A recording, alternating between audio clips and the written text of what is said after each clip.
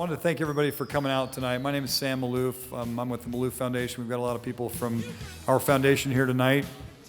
And I want to start out by just saying thank you to all of you for making the time out of your schedules and to take time away from your families to come tonight. Tonight is a part of what the Malouf Foundation has as what we call our Speaker Series. And so this is kind of the first big public event where we're opening it up to the public. And so again, appreciate all of you coming tonight. The reason we're doing the Speaker Series primarily is to help educate our community on dangers that exist and things that we can do to protect our children specifically and ourselves.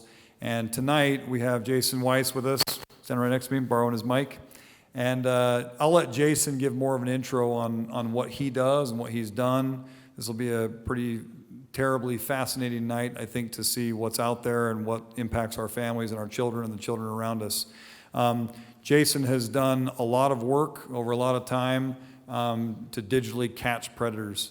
And so you'll see a lot of that tonight.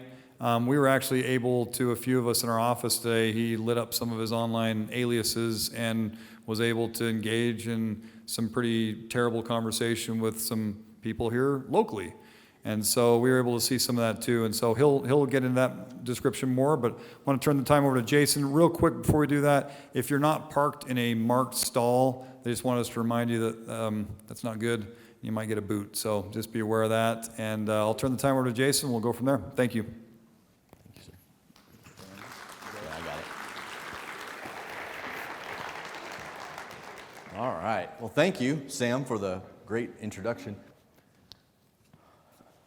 I want you guys to do me a favor and imagine being in a classroom, because this is the first time that I've done this type of workshop on this scale. Usually it's between 20 and 30, maybe 50 people at a time. So this is a workshop. This isn't going to be a fancy presentation with lots of fireworks. It's going to be really super practical, but it's going to be things you're going to be able to take home and apply immediately to your home. Okay, so if you can do that for me, that'd be great. I know we're in a big auditorium, but just in your mind, in your image, or in your thinking, think you're in a classroom, and I'm the professor, okay? So tonight I'm going to expose you guys to a pretty dark and potentially sinister world of online and social media, and I'm going to show it to you in a way that I don't want it to be when you leave here you're scared or you feel like it's too big of a problem, and you feel like there's just no way. I don't want you leaving here and crawling under your table at home and saying, I give up, I can't do it. So that's not really what my intention is. My intention is to empower you, equip you, educate you, so that when you go home, you can have a pretty clear strategy on how you want to talk to your kids, whether you have kids that are in the 13 to 17, 18 year range, or you've got youngsters that are 10, 12 that are already starting to talk about, hey mom, Susie down the road has iPod or an iPhone, and so I need to get it. Really, honestly, that's going to start happening very soon. 10, 11 years old, they start doing a lot of pressure on wanting to get social media. And so this is meant to empower you and to help you understand the challenges that children face online so you can work to develop a strategy in your own home, okay? And this is a launching pad. And this is something that I really want you guys to really understand. And Chief is down here, so he can attest to this. There are continuing education credits that certain professions have to get. In law enforcement, I'm a former detective, so I can talk a little bit of the language, but in law enforcement, we have to have continuing education credits to stay certified and to stay relevant. And in the legal profession, it's the same thing. And in the medical community, you have to have continuing education. I want to let you know that this is going to be your new continuing education. This is just a launching pad. This is only the beginning. Just because you get a bunch of information here and you know some of the and you get a grasp of some of the communication and some of the apps that I'm going to show you, they're going to change. They're going to change really quick. Like TikTok is the big thing right now, but in a week, a month, a year from now, it's going to be something different. So it's going to be really, really important that you use this as a launching pad to continually educate. And at the very end, I'm going to show you some of the resources that I use on a daily basis to stay educated on this stuff, because once you get a kind of a foundation, it's easy to build on it so you don't feel like you're drowning in a lack of knowledge. So you're gonna notice there's gonna be three main themes that you're gonna hear tonight. The first one is communication.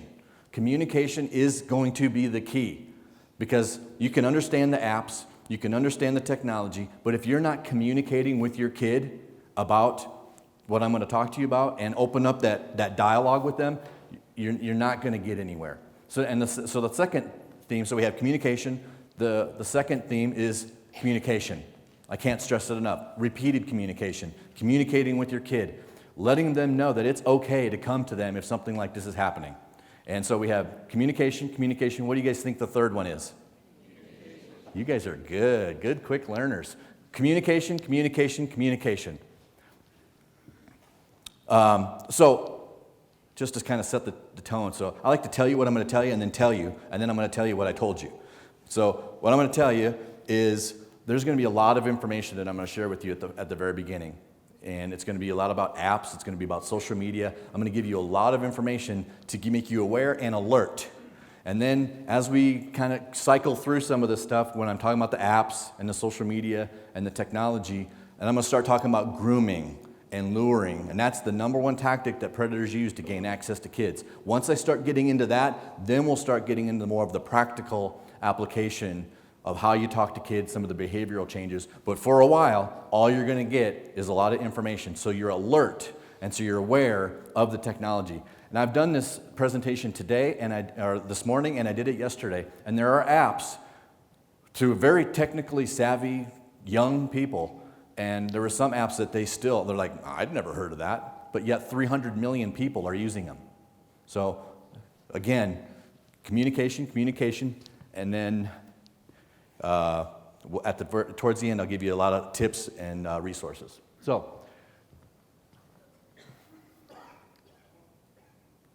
one thing I would do is I want to thank Sam and Casey for allowing me to be here. I cannot tell you the reception I've gotten from this organization, and Jake and Brian, just fantastic. The culture in Malouf Foundation, or in the Malouf Sleep organization, is absolutely fantastic. They are incredible. And I can't tell you, they really, really love this community. They're very active in the fight against sex trafficking, and they're very active in supporting of the local law enforcement. And then having me here, I just think it's a testament on how much they care for this community. So when you see them in the hallway, thank them for doing stuff like this, because I'm telling you, it's rare.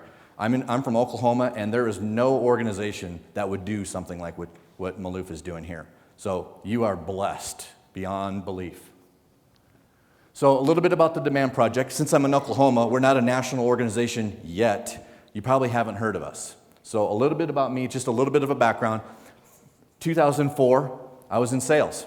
I was a very successful businessman. I had the big house at the end of the cul-de-sac. My wife did hair at one of these cool fancy salons that had the cheese and the wine. Had just a little over 2-year-old son, and then I had a baby daughter that was in a bassinet that was next to our bed. That night, there was a night that we went to bed and we turned on the nightly news, and that is the news story that changed my life and my wife's life. We were both called at the same time. We're in a Christian community, so I can tell you, God called us at that particular moment. There was a story that happened on the news that it was, and this is why I don't allow kids and stuff in here, because my language can get a little salty, being in law enforcement, but I'll try to make sure I tone it a little bit. But this news story was about a 2-year-old toddler who was raped by her dad.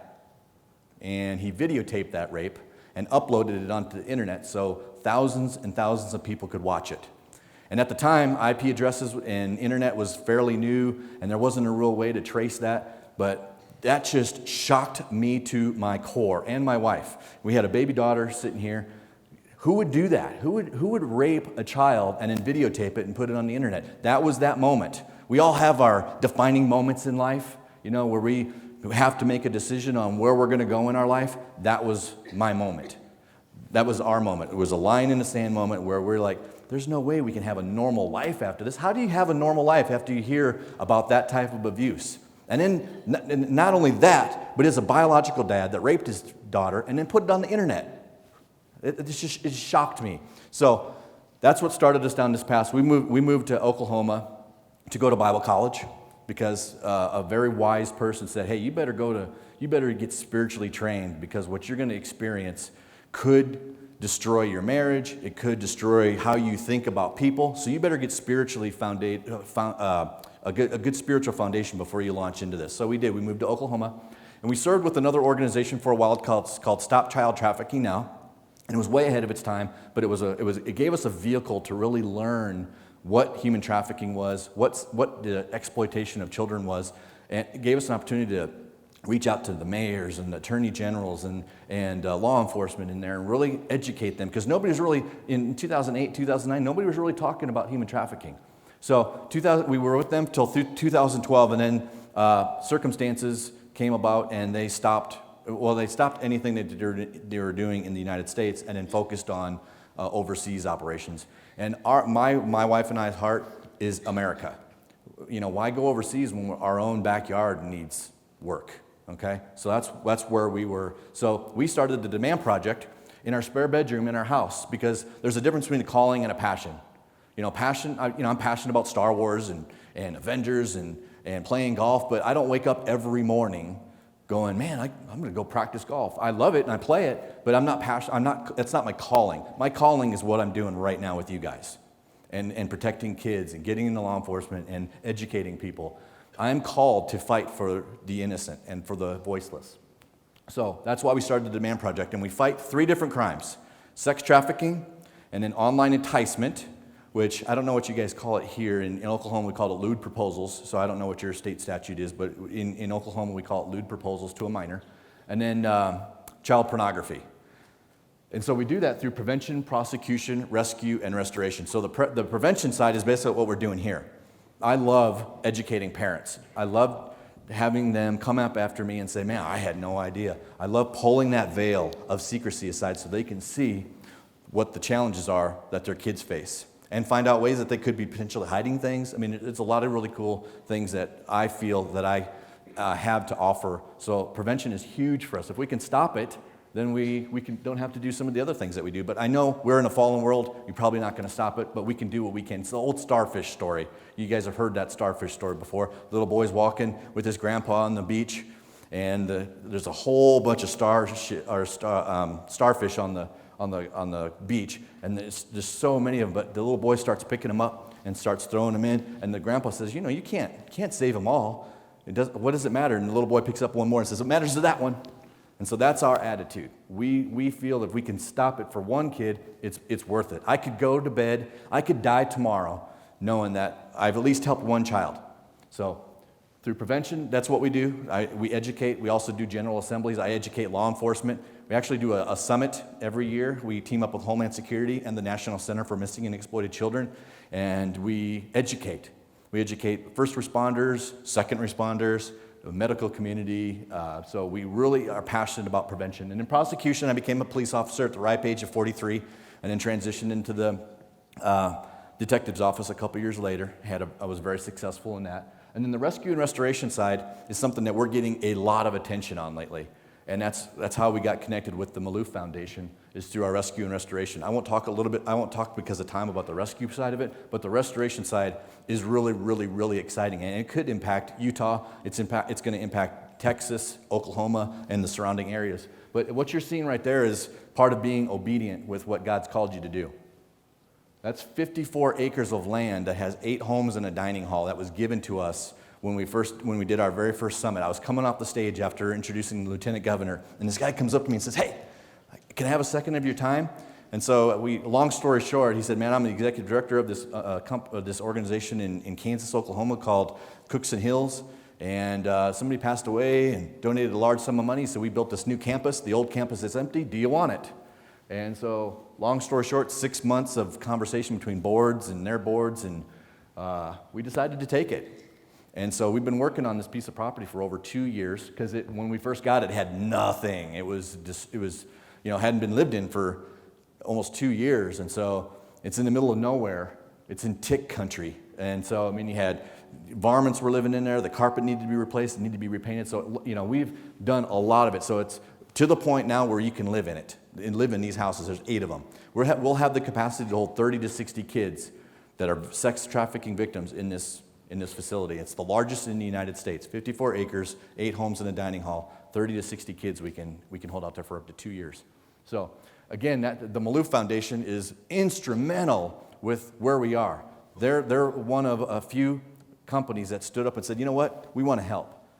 You know, you don't live here, you don't go to our church, because I've ran into that, like, you don't go to our church, why should we help you? And they don't say it, but it's unspoken. But these people are so stinking generous and so humble and giving, and I think it's an eternal, they're going to get an eternal reward for it. But what you're looking at is beds that they donated, the Malouf Foundation. Those are mattresses, the pillows, the sheets, the comforters, all that stuff was donated. So the reason that's symbolic is, if you're familiar with sex trafficking, the bed is a very violent place for a sex trafficking victim. Now when they come to Mount Aruka, is what we call it, Aruka is Hebrew for healing, they're going to be able to lay their head and sleep on a bed that doesn't have the stain of rape, doesn't have the stain of abuse. And so we're very, very excited about it. So, and then here's a little details. If you happen to be in Oklahoma in January of next year, you're welcome to come and attend the summit. So a little bit about me, because one thing that's important for me, like if I go somewhere and I'm going to spend my time where I could be at home comfortable, especially since it's cold outside, and I'm going to listen to somebody, I want them to be relevant. I want them to be up here from experience or knowledge, instead of just I didn't read a book and I didn't watch a movie. I am up here because I've got a lot of experience. So a little bit about me is I'm the co-founder of the Demand Project, which you guys have heard of. It's been around since 2013. I'm a former detective with the city of Jenks. I handled sex crimes against children. I did undercover work. I've had over 700 contacts with online predators. So when I talk to you about the experiences and some of the chats and some of the grooming and luring techniques, I've witnessed them. And so you're going to get a firsthand account of some of the things that I've actually had to encounter with these guys. So I've conducted several undercover operations that have resulted in multiple arrests and convictions. And we added up, of all the men that I've arrested, we added up all their sentences that they got, and I'm over 1,000 years of people that I've arrested are in jail. So, and virtually every single one of them were lifetime registered, and all these guys are still in prison. This is my wall of shame. Good-looking bunch of guys, huh? So why is this workshop important? So I think we need to establish that first. Why is it important? Why are you guys here? Because there is a growing disconnect between children and parents when it comes to tech and social media. And it grows all the time. And being in law enforcement, I would always get parents coming in and saying, help, I don't know what's going on. New apps are coming out all the time. So it's a growing gap. So you really need to bridge that gap by coming in and doing stuff like this.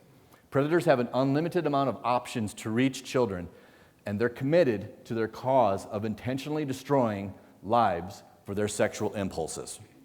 So part of this workshop, I'm going to show you quite a few videos.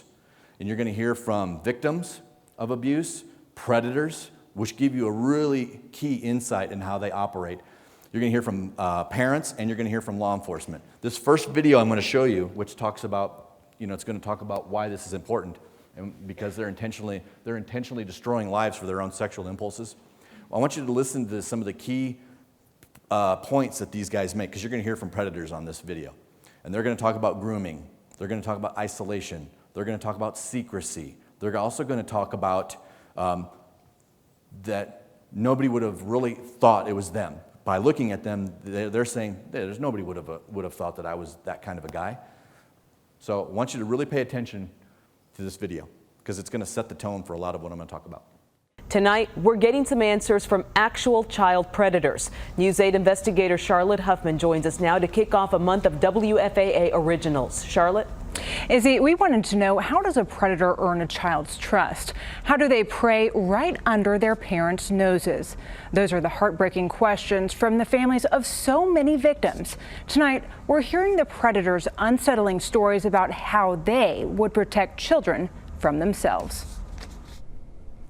I took her innocence. I took her ability to be a child. And that was not mine to take. In fact, it was mine to protect. Too often, the people trusted to protect children choose to prey on them instead. Did you know in your head at the time that what you were doing was wrong? Yeah, absolutely. This is a North Texas man who sexually assaulted a child. So you guys had sex? We had a sexual relationship, yes. He went to prison. Now, years later, he's agreed to tell us the secrets of predators as long as we hide his identity. Are you the type of person that parents might look at and say, he looks like a sex offender? No, You're the opposite. absolutely. In fact, I would be the kind of person that they would look at and say, there's not a chance in the world he would ever have done what he did. Not a chance in the world. Perpetrators often wear a mask of deception. Terry Miller is one of the nation's leading experts on the topic. It's very common for these perpetrators to be teachers of the year and be award-winning coaches. The victim is the only one who knows the monster. I wanted to be the next great mentor to young people. I wanted to change lives. Yet this popular North Texas teacher had a secret. I had a sexual attraction to an underage female. For me, pornography was a big trigger. He sent explicit nude photos of himself to a student. He was later convicted of indecency with a child. The act itself is about as close to unforgivable as you can get. In each story, the predator, the victim, and the ending are different. But both offenders say their stories and the many others like them always start the same. It's what we refer to in counseling as grooming your victim. Grooming is the common practice of breaking down a child's moral fibers. They first rape the child's mind and in order to rape their body. The predators say the first step is isolating their victim. Creating opportunities to be alone with her, apart and separate from the group, on the bus, sitting together all the time. Then they work to earn their victim's trust. You become the child's confidant. You become the child's confidant. You become their all in all. You become the one that they look to as the one that is going to provide their answers and give them their guidance. So once you earn the child's trust, it becomes easier to push the boundaries. That's correct. Most often, they use texts and Facebook to do it. So you allow sexual subject matter to be talked about, perhaps. You're open to sexual questions, and of course then you start to push the boundary a little farther. Like, is that something you're interested in?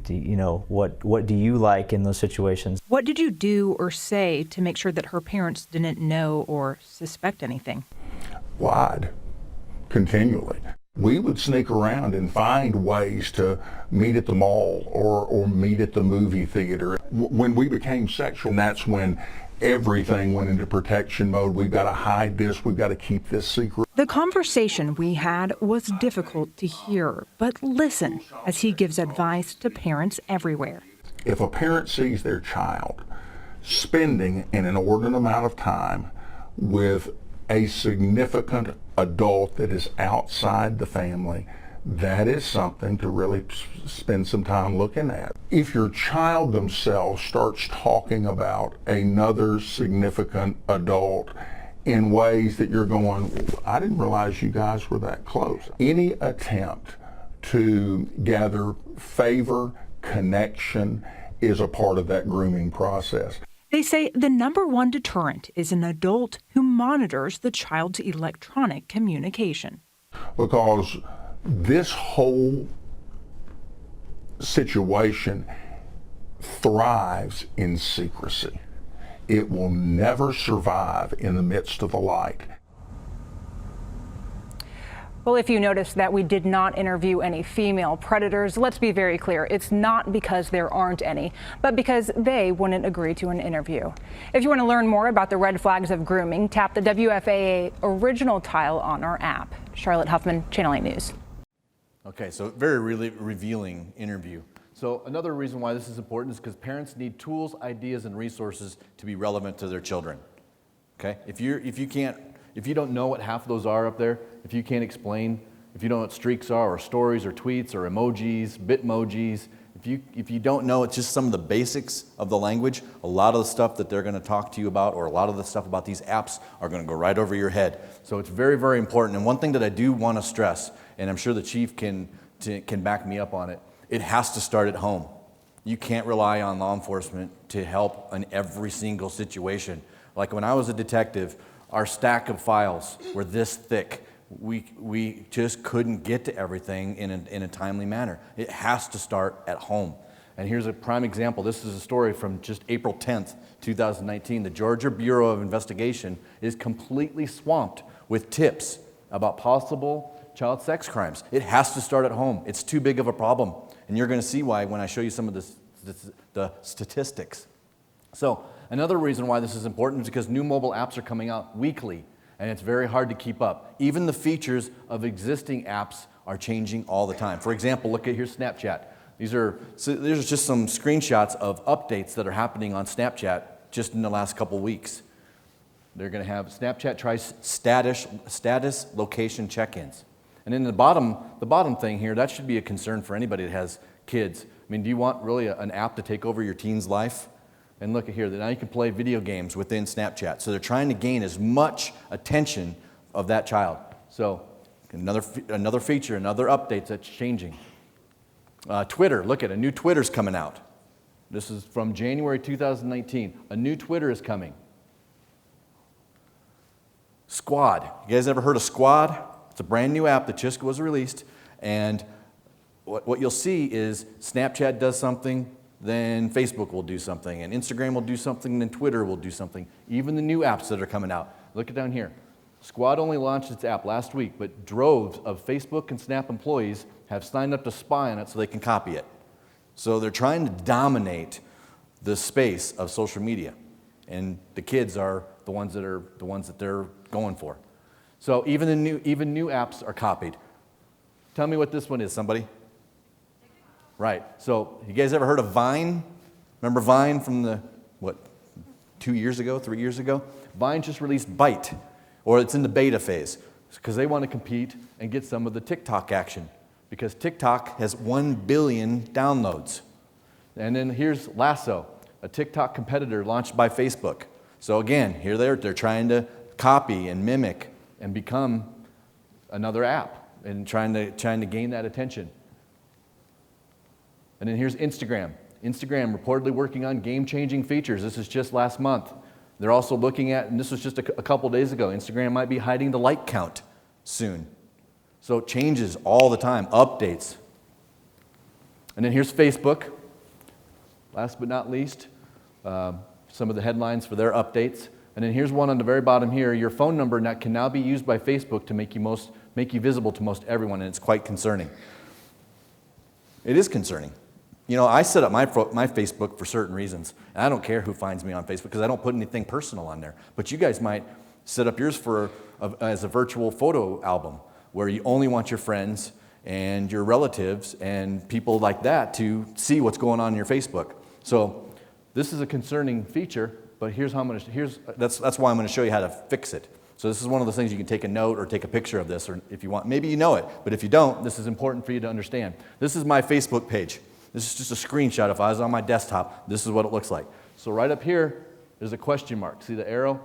Click on that, and it takes you to a drop-down menu where it comes down here, and then you can do privacy shortcuts. Click on that, and it takes you can't really see it. It's a little bit blurry unless it's just my eyes. It says See Privacy Settings. And then that's where you can go in and you can change your phone number. So you go to Privacy, and then who can look you up using your phone number. You can click on that, and you can change it to Friends, so that nobody that's outside of your friend group can look you up using your phone number. And even even Apple with their updates on their iOS. Look at that headline. Snapchat-like camera features. I mean, they're all just copying and mimicking each other. iOS 12.2 just updated in April. Then we've got iOS 13 coming out in September, and the iPhone 11's coming out in September. So constantly changing, constantly evolving. And then you guys probably know this. You guys seem like a pretty savvy crowd here. At the age of 16, Snapchat and Instagram are the most popular, with Twitter and Facebook kind of taking the downturns for the olders in the room.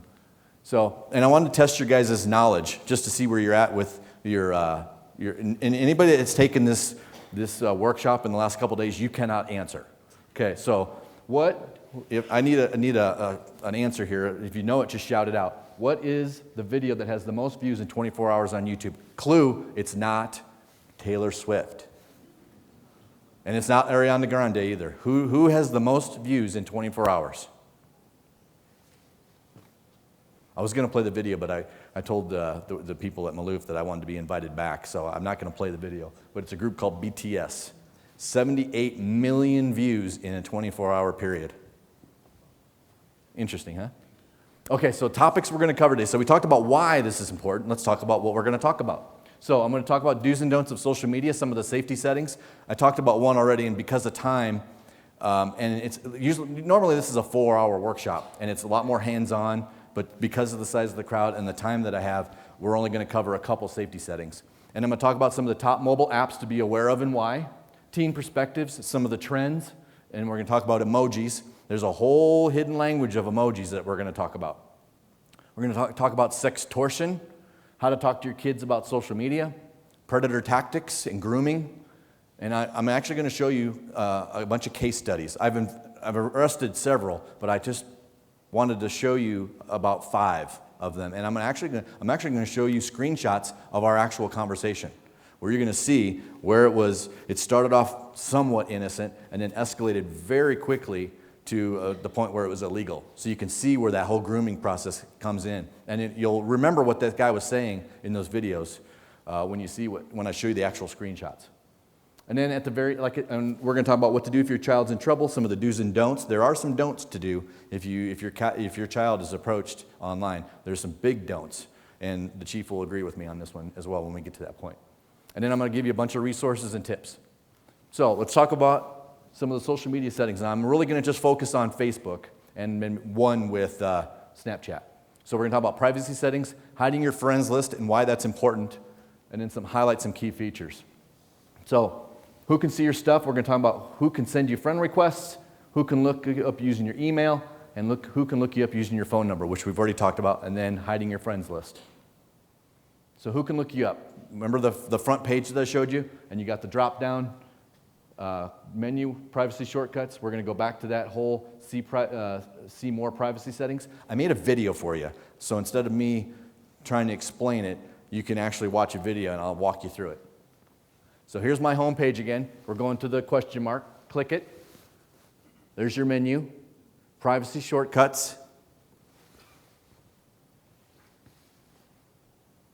More settings. There's your privacy. And then this whole drop-down menu is where you can adjust those settings.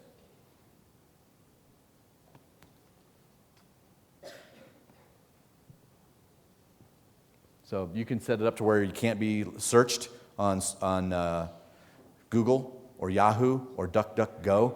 If you don't want your Facebook profile to be found on social media, you can adjust it right there. You can also adjust if your email's out there, whatever email you used to sign up for your Facebook, you can actually search that in the search bar at the very top. See the very top where it says the Facebook and then you got the search bar up there? If you put in phone numbers and email addresses, unless you have these settings a certain way, if I put your email address or your phone number that you used for this, I can find you. So here's where you change those settings. Because like I said, you might have it set up to where it's a photo album, a virtual photo album for just your family and friends. Maybe you don't want to be found. This is a way where you change those. So it's very, very important that you are familiar with these steps. And not only for your own good, but also in the context of protecting kids. So one thing that I want to talk about before I move on is hiding your friends list and why. So one of the reasons is people will build false friendships to target you or your child. And the other reason is to protect real friends from predators and stalkers. So I'm going to ask a question, and hopefully that I get the right answer here, because one person said something that didn't roll with the flow, so I had to change it up a little bit. So I'm going to pick on you, okay? All right, so if I sent you a friend request and we had no friends in common, what would my chances be of you accepting my friend request? With no friends in common? Slim. Okay, so none. But let's say your friends list is open, okay? And I start going through your friends list, and because I'm experienced in what I do, and also I know how predators operate, I can tell by just a profile picture, believe it or not, if that person that I'm selecting will accept my friend request or not. but I'm targeting you. But I'm going through your friends list. Let's say I start friending 10, 20, 30 friends on your friends list. Is my chances better? Okay, so yes, good answer. You played along very well. So that's why you want to hide your friends list. Because one, if I'm targeting you, I'm going to build a friends list around there. And then once you accept my friend request, then I can see all your check-ins, all your likes, all your dislikes, where you go to school, who your parents are, who your aunts and uncles and all that stuff is. I can see all of that stuff. And I can see your friends. So not only can I target you, but boy, I can target all your friends. And then it's just a domino effect from there. So hide your friends list. And how you do that is basically the same way that we did it before, where you go. I'll play the video for you. This is my home page. See the arrow? It's going to Friends. See, it's going to the Friends tab. Click it, and there's a pencil over here that hovers. Click that, and then you edit privacy, and there's where you can make those adjustments.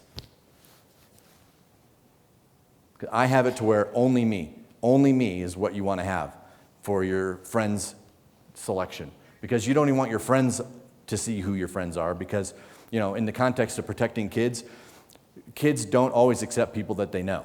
And I know that's not a shocker, but you definitely want to make sure you hide that so it's only them, because you don't want to expose them to unnecessary abuse.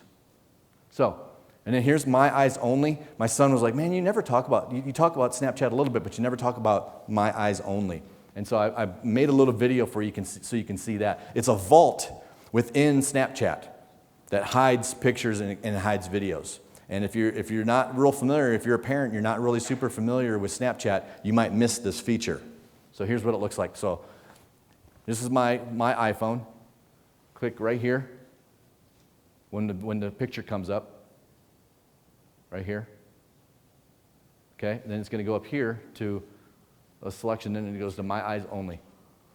You type in a code, and there's the pictures that could be potentially that are hidden for their eyes only. So let me do that one more time.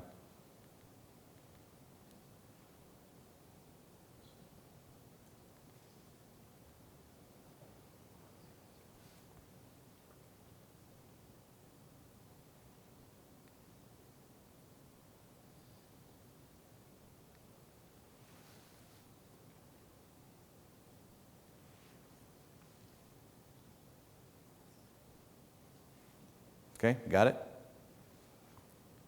So let's talk about mobile apps to be on the lookout for and why. So before we get into that, let's talk about we're going to talk about statistics for perspective, so you understand the scope of the problem. Vault apps. So Snapchat, that's what kind of an idea of what a vault app does, but there's a ton of vault apps, or apps that hide pics and videos. We're going to talk about top mobile messaging apps currently, apps that law enforcement's concerned about, and internet predator apps, some of the favorites. And I don't have time, I'm not going to do a live demonstration, but we will talk about one that I did earlier today. So statistics, so you can put everything into perspective. 82%, research has shown that 82% of online sex crimes against minors began with the offender using the child's social networking site to gain information. Okay? And here's a big shocker for a lot of people. Only 5% of online predators pretend to be kids. 99%, well, I'm going to say 100%. 100% of the guys that I busted all came out and said, I'm 40, 50 years old, or I'm married, here's my occupation. They even used their real Facebook page. These guys are bold. They are either they're really stupid, or they just believe that law enforcement isn't going to catch up with them, or the child's not going to say anything, or they're going to groom that child and the child's not going to say anything. There's a lot of factors, I think, that go into that. So, stats, more stats. There's 30+ million teens in the USA today. There's 42 million aged between 10 and 19. And in this Pew survey that was in 2018, it said that 45% say that they're constantly online, which that's probably higher than that. 1 in 25 youths have received an online sexual solicitation where the offender tried to make offline contact. And then approximately 13% youth internet users received unwanted sexual solicitations. When I go undercover in certain apps, it's 100% of the time. There are apps that kids use that are wildly popular that 100% of the time they will get approached. So when you crunch all those numbers, 5 million kids per year are sexually solicited by someone online. And here's a shocker, only 25% will tell their parents. So we're just getting a small fraction of how bad this is. And so I did a Google search on 5 million. I wanted to see if there was a way that you could capture that image in one picture. That's from a satellite view, 5 million people attended the Chicago Cubs celebration after they won the World Series. That's obviously not all of them, that's a fraction, but imagine that being a child, and that's how many are sexually solicited every single year online. We've got a big, big stinking problem. And then I thought this was an interesting slide. This is 1 minute on the internet. 1 minute. So 1 million logins on Facebook. We got 2.1 million snaps and 46,200 new posts every minute on the internet. And I want you to pay attention to this number right here, 2,040 per minute, because that number is going to come up again when we go forward. But isn't that interesting how much activity is on the internet in 1 single minute? Here's some more statistics. So we talked about the first one, the 82%. 65% of online sex offenders use the victim's social networking site to gain information about home and school. So be careful. Don't let them be your friend unless you know them, because they're gonna find out home and school information. 26% can find out whereabouts at any time. This is the one, if you're a parent, that you should be really concerned about. 63 to 70%, according to the Pew Research, know how to hide what they're doing online from their parents. And then only, like we said earlier, over 75% of internet crimes involving sexual solicitations of children is not reported to the police or parents. And that could be multiple reasons. They don't want to lose their device. They might be in love with the guy that's grooming them.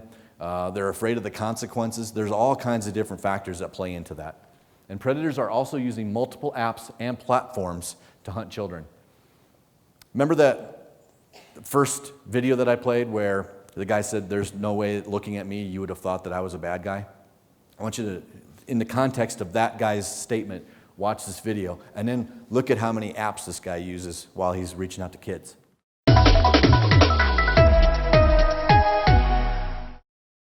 Luring a young girl online and having sex with her. As 12 News' Mike Anderson reports, they want you to take a good look at his picture because there may be more victims. State of Wisconsin versus Ethan C. Holt. Ethan C. Holt is charged with 2 counts of first-degree sexual assault of a child for having sex with a 12-year-old Waukesha girl he met online. Are you waiving formal reading of the complaint? Yes. According to his Facebook page, the 24-year-old is an Army vet and Muskego native. Police say he lured the girl through social media sites, specifically the apps Tinder, Kik, Whisper, Snapchat, and text messages. He indicated that he had had sex with other minors in the past. And where do you suspect? Are they like here, Waukesha, or in the area? Or? We think anywhere in Waukesha or maybe even the Milwaukee area. Police say the victim knew Holt by the name of Dean. Police want to get his picture in the public eye and encourage any other possible victims to speak up, and also put parents on alert. I think parents should be aware of different apps that their kids are using on the phone, apps that allow them to send photos or communication and be rather anonymous. Parents should be concerned about that. The complaint indicates in this case Holt and the girl exchanged nude photos before they met. Her parents noticed she had started acting strangely, and she eventually told them what was going on. Holt's bail was set at $25,000 cash. He has another court hearing on Monday. In Waukesha, Mike Anderson, WISN 12 News. Police say Ethan Holt moved back to Wisconsin from North Carolina 2 months ago. They suspect he started communicating with the girl in September. So what jumped out at you on that video about the offender? You can have audience participation. Good looking, right. And, you know, I think as parents, when we think about these guys, we want to think of them as the boogeyman. We want to think of them as some scary, creepy, obvious person that has got the claws and is gross and sitting behind the computer. But I'm telling you, they're normal, average people. And I'll show you when I start talking some of my own cases, you have to shatter your perception. It can be anybody.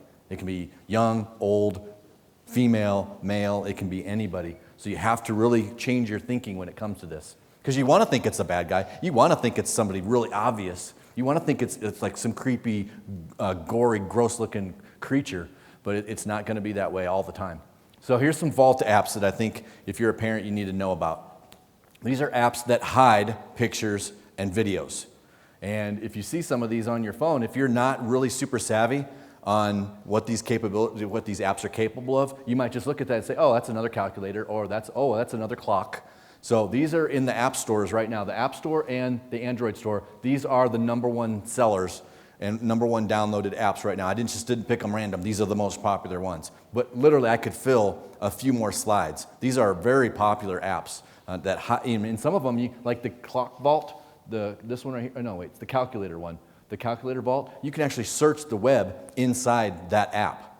And it has a intruder alert as well. If you had your phone and you were turning it in to your parents, or somebody picked up the kid's phone and decided they were going to look in that app, when you open it, it'll actually take a picture of whoever opened that app. So it'll alert that kid, hey, this is the person that tried to get into my phone. So very deceptive, very, very unnecessary apps, but I mean, they're making them. So it's important for you guys to understand the capabilities. So here's some of the top mobile messaging chat apps. Kids aren't using iMessage. You know, they are if they're messaging their parents, because we're still kind of old-fashioned with that. I use these, but it's not my #1 source for texting and chatting. So here's the #1, #2, #3, and #4 apps that the kids are using for communication. And in some of them, I mean, even it's hard to comprehend how many users are using these, and the apps that people haven't even heard of. Like Telegram has 200 million users. Viber has 1 billion users. House Party, 20 million. Kik, which we'll talk a little bit more about, 300 million people are using Kik. And one thing too is that these apps don't need a data plan. So don't have that false sense of security. Well, you know, my kid doesn't have a data plan, you know, it's okay. But if they have Wi-Fi and it's in your house and they have a device, they can be chatting with somebody that's in Salt Lake City. They could be chatting with somebody that's in Chicago, India. It could be anywhere. These apps have that type of capability, and all they need is Wi-Fi. Here's apps that law enforcement's concerned about, and there might be additionals that Chief might be able to point out, but these are the ones that are the hot ones for me and that I've worked cases on. The ones that you don't have to be super concerned about, you just need to know that they're being used for bad things, is Instagram and Snapchat, and then TikTok. But these other ones, there really is no reason why any of these other ones should be on your kids' phone. Kik, Whisper, and then who can tell me what that one is? Anybody heard of Yellow? The app Yellow? Okay, it's not Yellow anymore because it got a bad rap. Now it's called Yubo, and I'll talk about that one in a little bit. And then YouNow, I mean, any of these other apps outside of Instagram, Snapchat, and TikTok, they should not be on your kids' phone.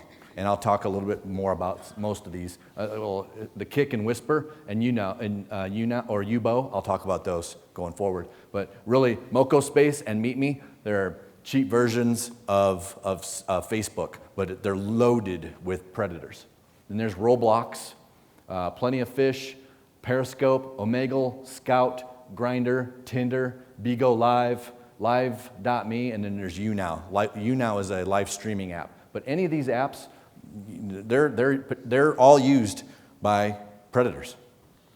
So here's some actual news clippings of stories that are involved, you know, these apps used in crimes against children. And I could fill 20, 30, 40, 50 slides with these types of headlines. This is the #1 app that I feel should be talked about, should be scrutinized, should not be on any phone at all. And when I did my live demonstration at the Malouf Foundation today, they saw firsthand how dangerous it can be. So I'm going to play a little bit of a clip, and it's going to be from an interesting perspective on who's going to be talking about how dangerous this app is. Police say it's a problem. Parents have called it dangerous. And new tonight, a West Michigan sex offender is speaking out about the app called Kik. He says it's a perfect setup for offenders to find their victims. After seeing our Target 8 investigation, a man who calls himself a recovering sexual predator contacted us about his interactions on the app, and he showed us just how easy he could get in touch with children. Parents need to see this, and 24-hour News 8's Leon Hendricks has our investigation. That's why I wanted to tell my story. Speaking in the shadows to protect his privacy, this man makes no secret of who he is. I will always be a sex offender.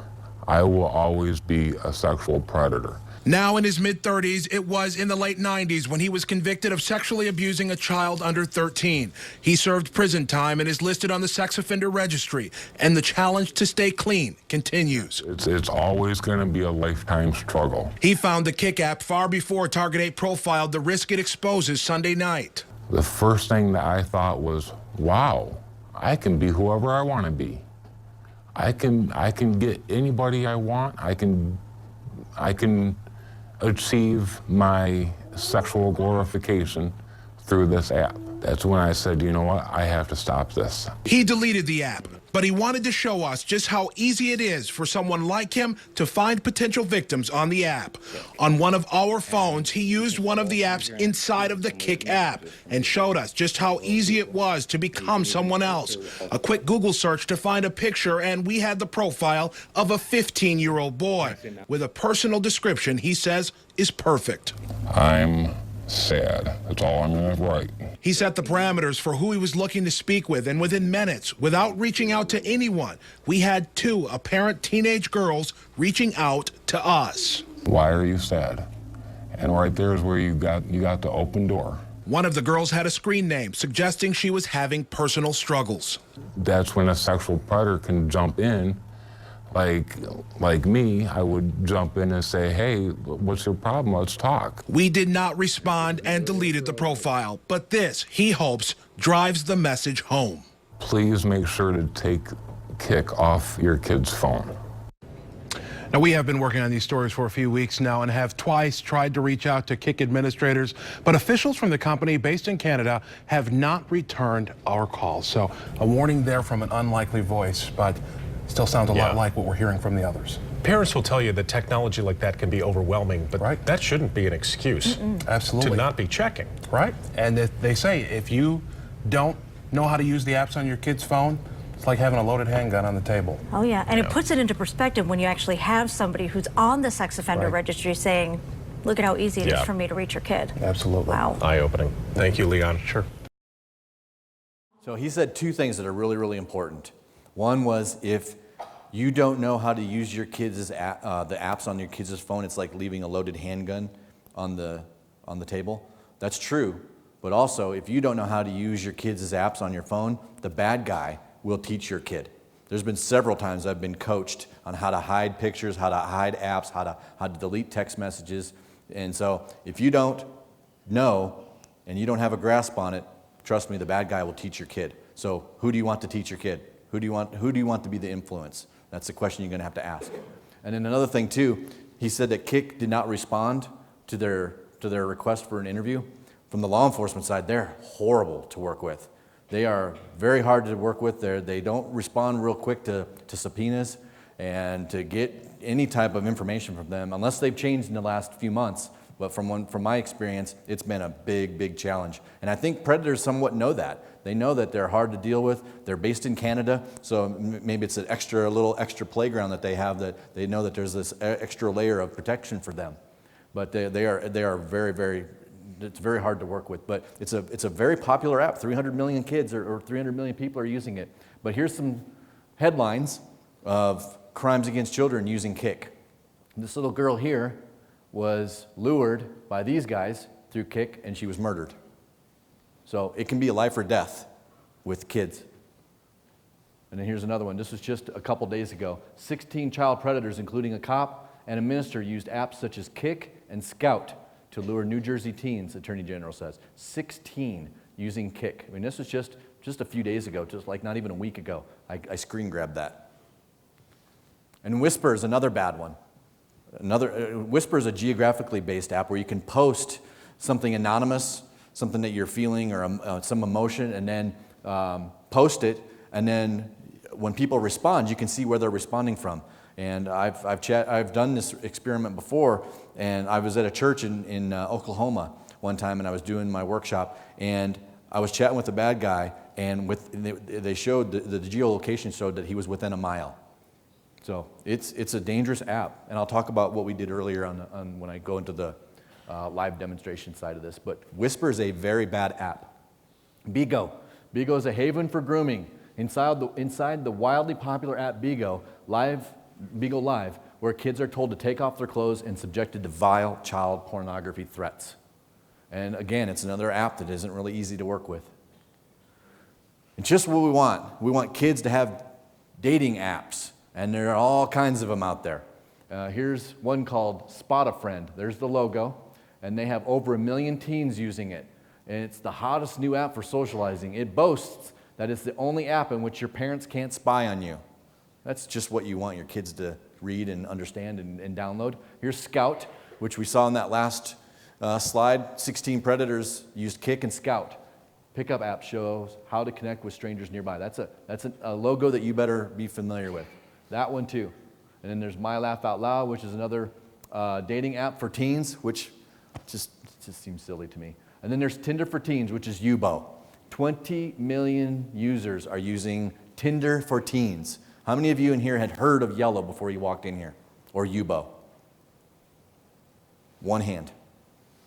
2 hands. So out of all of this whole place, 2 people had heard of Yubo, formerly known as Yellow. So it's important that now that you know, you better keep up with this app because 20 million kids are using it because it's a teen app. Right here, Tinder for Teens, social app Yubo could open the door to online predators. And here's a very interesting news story that will highlight my concern. It's an app that's being dubbed Tinder for Teens. It's called Yubo, and it's raising a lot of concerns, not only for parents, but also for law enforcement. Reporter Jacqueline Lee spoke with parents, teens, and police about the potential danger. Like Tinder, this app allows you to swipe left and swipe right on people in your general vicinity. But kids as young as 13 are using it, and there are no safety measures in place that prevent them from unknowingly talking to a child predator. The app boasts more than 15 million users around the world. Yubo, formerly known as Yellow. The app allows users to make new friends by swiping left or right. You can just see pictures of people. This kid is 17. He's from Norfolk. Lindsay McSweeney is only 13, and yeah, she can potentially match with a 17-year-old guy she's never met before. These people are all old, and some pictures are weird.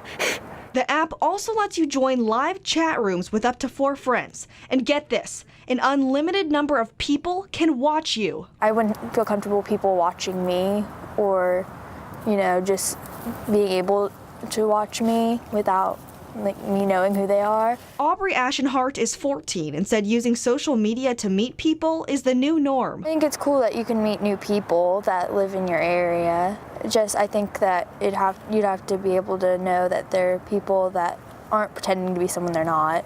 The app's creator said in its online parent safety guide that safety features include separating users that are under 18 years old. But when we went on it, nothing prevents you from making up your age and getting access to users under 18. You have people from all over the world who now have access to your child, which is pretty scary if you think about that. Virginia Beach Police Detective Kristin Curtis said apps like these are dangerous, giving predators an easy way to talk to kids. The victim base is absolutely there, and you no longer have to make physical contact or eye contact with your victims. They're there, they're waiting for you to come to them to tell you that they're pretty or that they're smart or that you want to be their friend. And this very real possibility is what parent Michelle McSweeney is scared about. These kids are impressionable. You could have someone asking them to make inappropriate videos even. To prevent children from becoming victims, Detective Curtis said parents should pay attention to how their kids interact with social media. So if your child is demanding privacy, that you cannot see their phone or that they have to be in a bathroom or a bedroom or alone while they're accessing their phone, that's a red flag. But for these 2 teens, they said they prefer to meet and make friends the old-fashioned way, without using an app. In Virginia Beach, Jacqueline Lee, 13 News Now. Okay, so here's some crimes against children using those dating apps. So I did a live demonstration. This is for my full workshop. I do a live demonstration of these two apps. One's called Kik and one's called Whisper. And have you guys ever heard of Whisper before today? How many of you heard of Whisper? So a little bit more, maybe about 20 people out of everybody that's in here. So Kik and Whisper. Kik is a mobile chat app that 40% of the US teenagers have. 300 million users, and the average age, 70% of them are 13 to 24 years old. Whisper is an anonymous confession app that allows users to superimpose text over a picture in order to share their thoughts and feelings anonymously. And you can see, you can search for users posted within a mile. 10 million active users are using Whisper. So I did this today for some people at the Malouf Foundation, and because they wanted to see the reality of this app. And so I went on Whisper, posted, and I wish, yeah, no? She's not here. Yes, you are. So how long did it take for us to get our first hit? A minute, if that. Maybe a minute? 7 minutes, we had 11 Yeah, people. 7 minutes, we had 11 people communicating with who they thought was a minor. And then we started chatting with someone that said they were in Utah, and then we transitioned over to Kik. And then when I posted on Kik, how many did we get? 5 within 10 seconds. 5 within 10 seconds. And then how long did it take? We chatted with someone that said they were from the Utah area. We chatted with him for a while, and it was about an hour. And we developed a relationship online. He started grooming me. He asked me to be his girlfriend. I obviously accepted because he was so sweet and very charming. And then within that hour, what did we see? He loves you. He loved me, of course. And wanted pictures and sent a nude picture of himself. Yep, and he sent a nude photo of himself within an hour. So that just gives you an idea how many it was in a short amount of time, and how long and how short it took to get a guy to groom a child to the point where he wanted to send naked, or wanted her to send naked photos, and he sent a picture of his junk. So it's a serious problem. Okay, so let's talk about live streaming. Some of the concerns that I have about that. Popular gaming sites that have that are out there right now. Current alerts. We're going to spend a little bit of time on current alerts because I think that one's going to be really important for you guys. Sextortion, which is a relatively new term, but it hits home for you guys because there was a case recently of a young boy that committed suicide because of sextortion. And then we're going to talk about random chat sites. So, live streaming. I'm sure you guys know what it is, but I'm going to give you the actual definition. Live streaming is the broadcasting of real-time live video to an audience over the internet. All you need to be able to live stream is an internet-enabled device, like a smartphone or a tablet, and a platform to broadcast on. Again, all you need is Wi-Fi. You don't even need a data plan. All you need is Wi-Fi, and you can live stream. And I've been concerned about live streaming for a couple of years now because of the statistics that we talked about earlier. 82% of online sex offenders that are offenses against a child used the social media site to gain information about them. So you know the information that's accessible already to these guys. Now with live streaming, I mean this is a screenshot from YouNow, YouNow right here. This is a live snapshot, and all I did was log on to it onto the desktop site, and I typed in #girls because I'm pretending to be a bad guy, and so I'm giving you the perspective of an online predator. And if you're actively hunting for children, which these guys are, you're going to hashtag and you're going to find girls. This is a screenshot, and most of these girls look like they're barely 14 or 15 years old. And when you log in and you start watching these girls, you don't even have to have an account. I can just log on as a guest in virtually all of these. I don't even have to have a profile. I can just log on as a guest.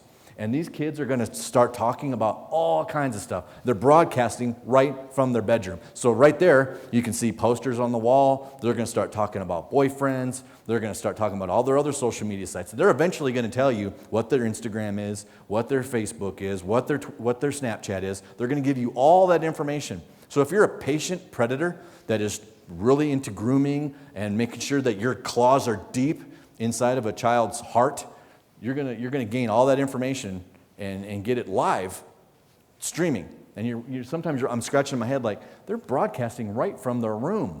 Where are the parents?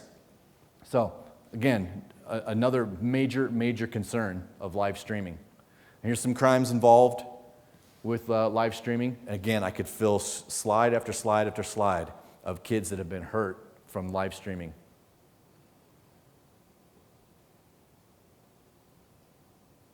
Young as 3.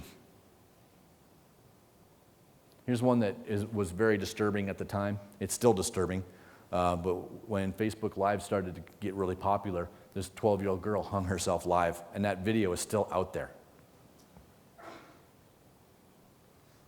And here's some of the more popular live streaming sites. We talked about a little bit about YouNow. That's live.me, Bigo, and then Yubo. And then let's talk about TikTok. Now, that's not necessarily a live streaming app, but it's definitely something that I want you to be concerned about, because they have like these 7 or 8 second little video clips that you can watch. And what's concerning about it is, one, just this month, they're under fire for failing to deal with predators, red flag for a parent, and then there's 1 billion downloads. So it's the thing right now. News, we want to keep our parents out there informed about new apps that may expose your children to danger. We've warned you in the past about a few, like one called Musical.ly, and now a video sharing app was bought by another app company, rebranded into something that might be just as troubling. 7 News anchor Diane Lee here with a warning. Yeah, Gordon, the app is called TikTok, and while it's currently the world's most downloaded app, it only launched in the U.S. last month, so a lot of parents have no idea it even exists. Short videos with special effect filters and stickers. What could be more enticing to kids? Except TikTok isn't supposed to be for anyone under 16. How many is using that app? Every class for the last couple of weeks that I spoke to, 3rd, 4th, and 5th grade, they're bringing it up. They're aware of TikTok. Parents, on the other hand, when I've spoken to them, they have no idea what it is. TikTok is a global short video clip sharing app, which recently took over Musical.ly. When you're posting your videos to TikTok, you're posting it to the world. What concerns information security expert Rick Floyd is the way TikTok exposes users to not just potentially inappropriate video and language, but the world's most far-reaching chat channel. They try to convince me to do it with them, and I say no. Many of these plain elementary school 9-year-olds already have stories of being targeted by strangers online. One person sent me a friend request one time, and I joined them, and it ended up being like a complete stranger who just tried to get me to tell them my information, but I just left the game. The danger is very real. Floyd says last year, 8 third-grade girls in the district thought they were talking to a 12-year-old boy with cancer on Musical.ly.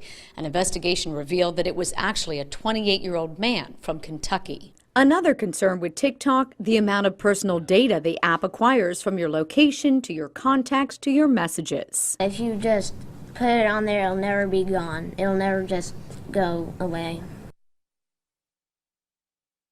Yeah, and one more thing, Gordon, that parents might find a bit disturbing about TikTok is the app only has 2 privacy settings. So you either have it completely private, which means only the user can see his or her own videos, or you have it completely public. There's no just sharing it with friends. So anything you post in there is likely to be public to everybody. This kid in your story, how old are those kids? 3rd, 4th they're grade? 9 years old. The kid says somebody tried to get his information. Yeah. Right? Has that been reported to police? I mean, that's scary Well, stuff. that's the whole thing, and he told his mom about it. And the interesting thing with that kid in particular is he saw Rick Floyd's talk from last year when he was in 3rd grade, so he knew just what to do, which is go tell mom and make sure that you don't give any private information. You can only hope that all the kids out there have that understanding. One more thing, you did do a story on Musical.ly, which I guess was the app that was bought by this TikTok app.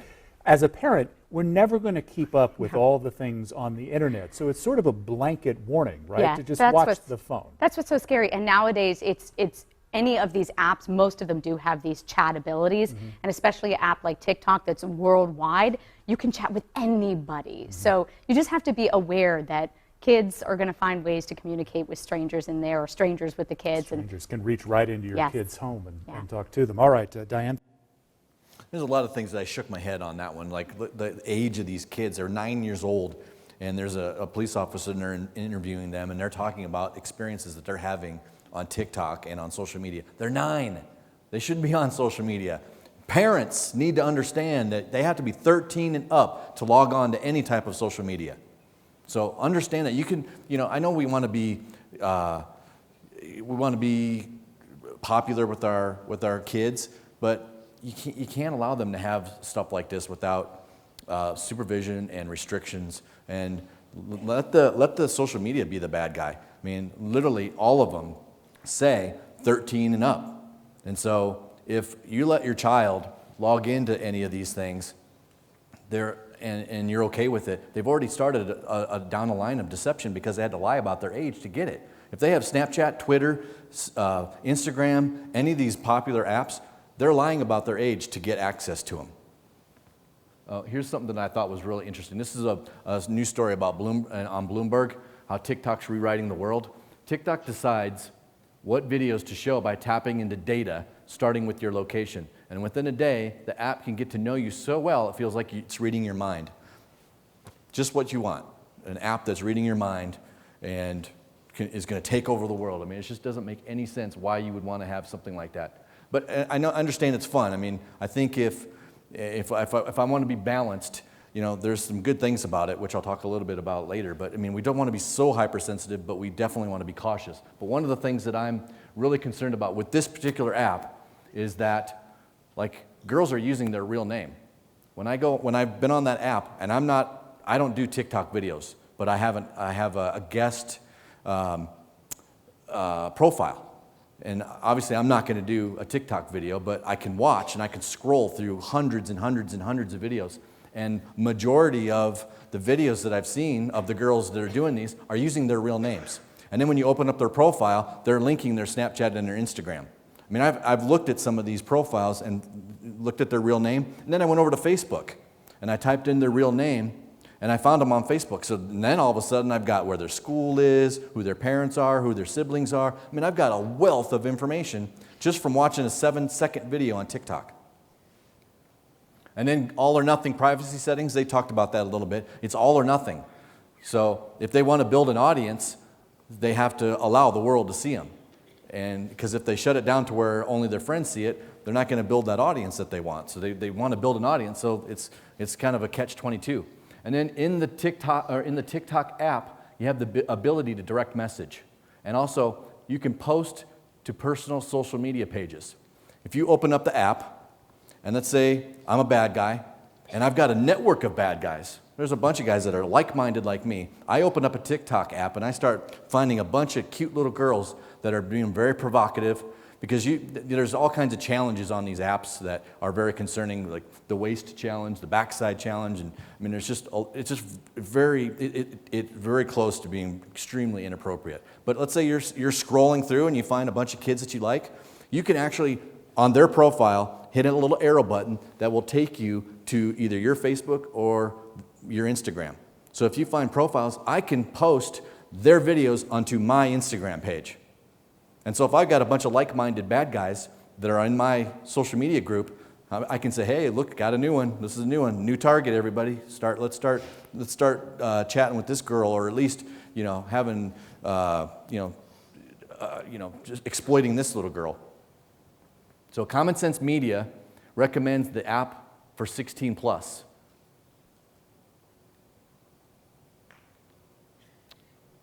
I did want to balance it a little bit by saying that you want to allow kids to be kids.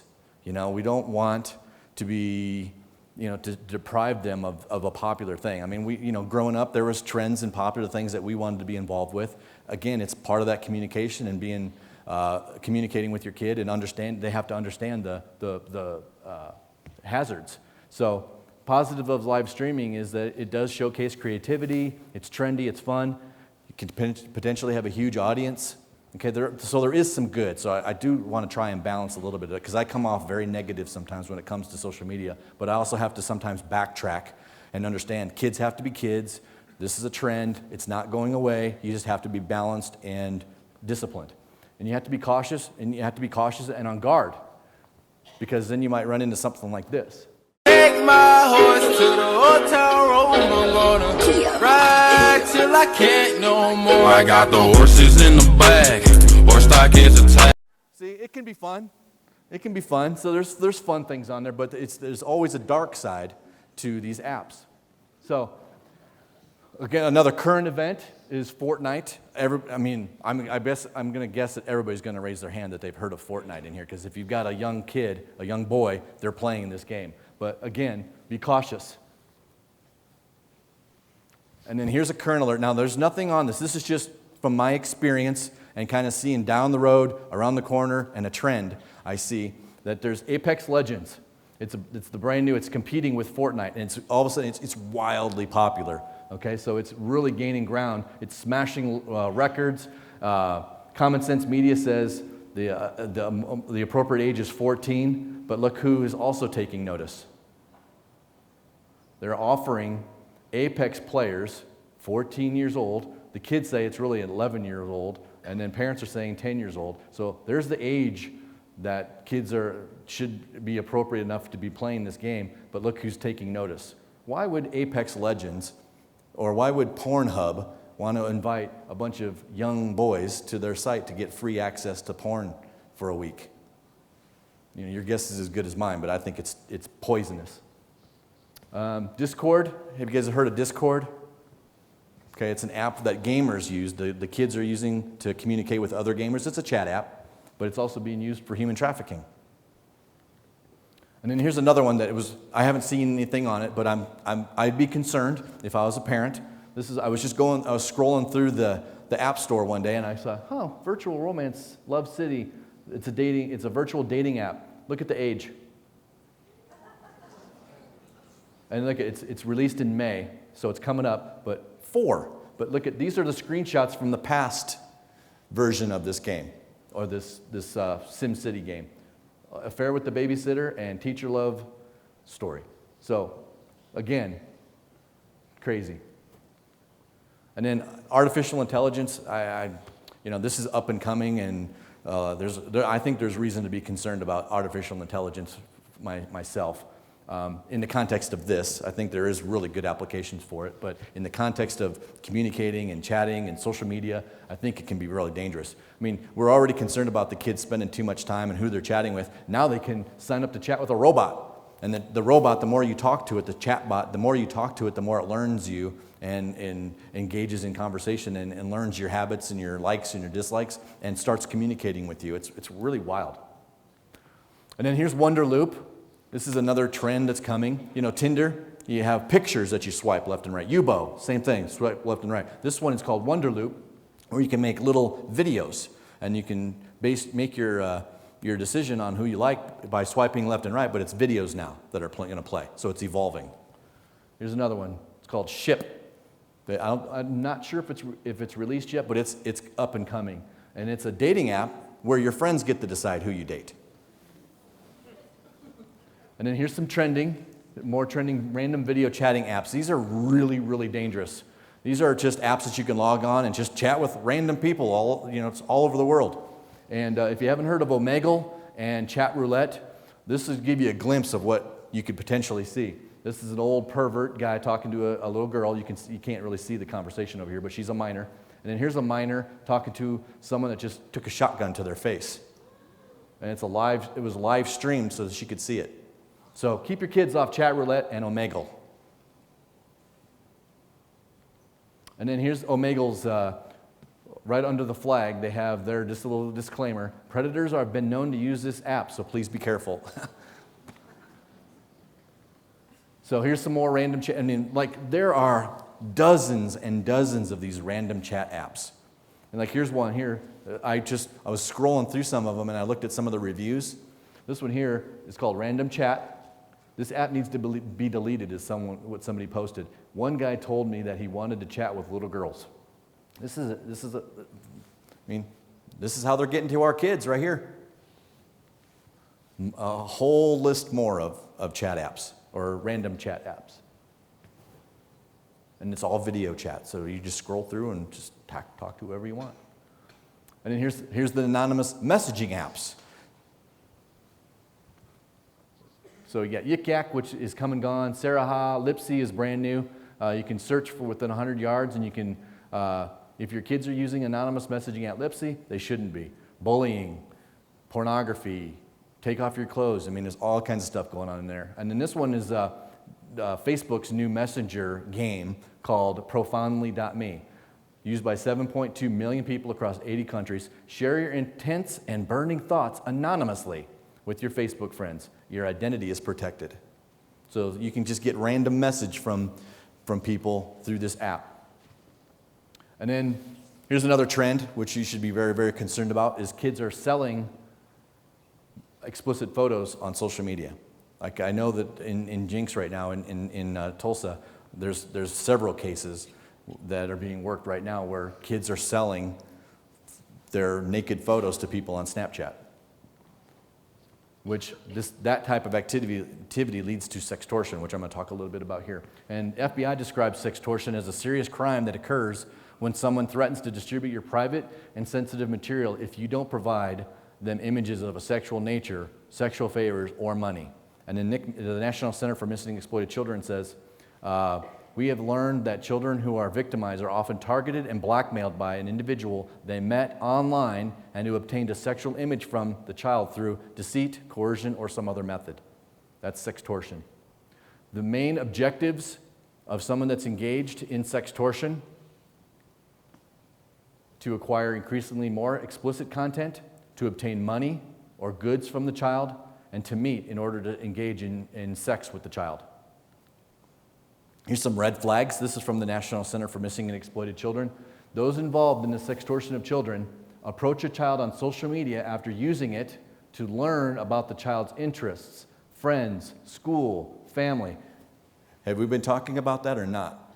That's why it's so important that we do as much as we can to hide their identity. Develop a bond with the child by establishing a friendship and romantic relationship, and then saving sexually explicit conversations with the child and threaten to post them online. That's what they're involved in. So I'm going to play this video. It's very sad, but it's similar to what you guys have witnessed here in Utah about a girl that was bullied to the point where she did something terrible. The internet can be a very dark and dangerous place, a reality the family of BC teenager Amanda Todd lives with every day. The 15-year-old's death last year made news around the world and became the focus of many anti-bullying campaigns. Now an investigation by our colleagues at the Fifth Estate reveals the torment she endured online was far more complex and disturbing. She was a victim of a growing cybercrime known as sextortion. Mark Kelly reports.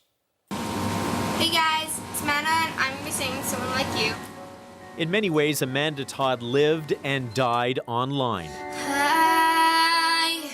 Her story is all too familiar. She didn't fit in at school, but found friends online. First by posting singing videos, then by pushing the boundaries. Many teens online today explore their sexuality. Amanda went one step further, flashing her breasts on her webcam.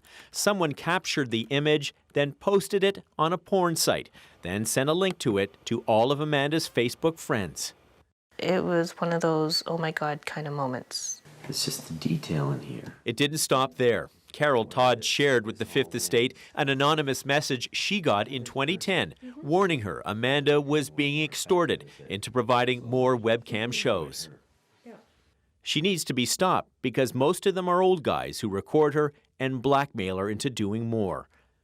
Carol Todd handed over all information to the RCMP. Amanda would receive 3 blackmail messages in all, including this: "Give me 3 shows and I will disappear forever. You know I won't stop until you give me those 3 shows. I am crazy, yes?" When the police can't accomplish anything, what does that tell you? It's very difficult because how can you comfort your daughter or anybody when you've got something that you can't control yourself and they can see that you can't stop it or control it? The RCMP would be notified at least 5 times about the blackmail. But in an email to Carol Todd, the police suggested the family was on its own. If Amanda does not stay off the internet and or take steps to protect herself online, there's only so much we as the police can do. The blackmail took its toll on Amanda. The Fifth Estate obtained 2 of her laptops and found thousands of online chat logs. They revealed the depths of her suffering. Ever since all this happened, she wrote, I just cry myself to sleep because it hurts no matter what. Please, please just help me. And Amanda Todd wasn't alone. There's an online network of blackmailers, or sextortionists as they're known, who openly trade pictures of girls as well as strategies to get even more. And police say there is no shortage of potential victims. They are young girls, they're naive and they're trusting. They're not expecting that there's a person on my list who's out to extort me. It was only after Amanda Todd committed suicide last year that the RCMP assigned 20 officers to the investigation. But to date, no arrests have been made, leaving the blackmailer free to find another victim.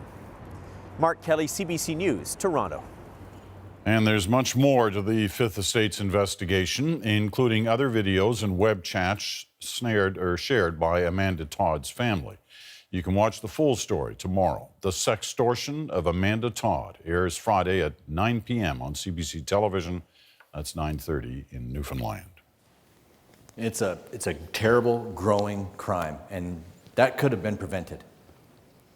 It's a lot of what we're talking about when it comes to the kids. It's 100% preventable if you just communicate and set the guidelines and set boundaries, and then we won't have to have the heartbreak of something like that. So I'm going to show you one situation where I was sextorted using my undercover profile. This guy believed that I was a 14-year-old girl, and you'll see how the conversation evolves. We met on Facebook through a random encounter.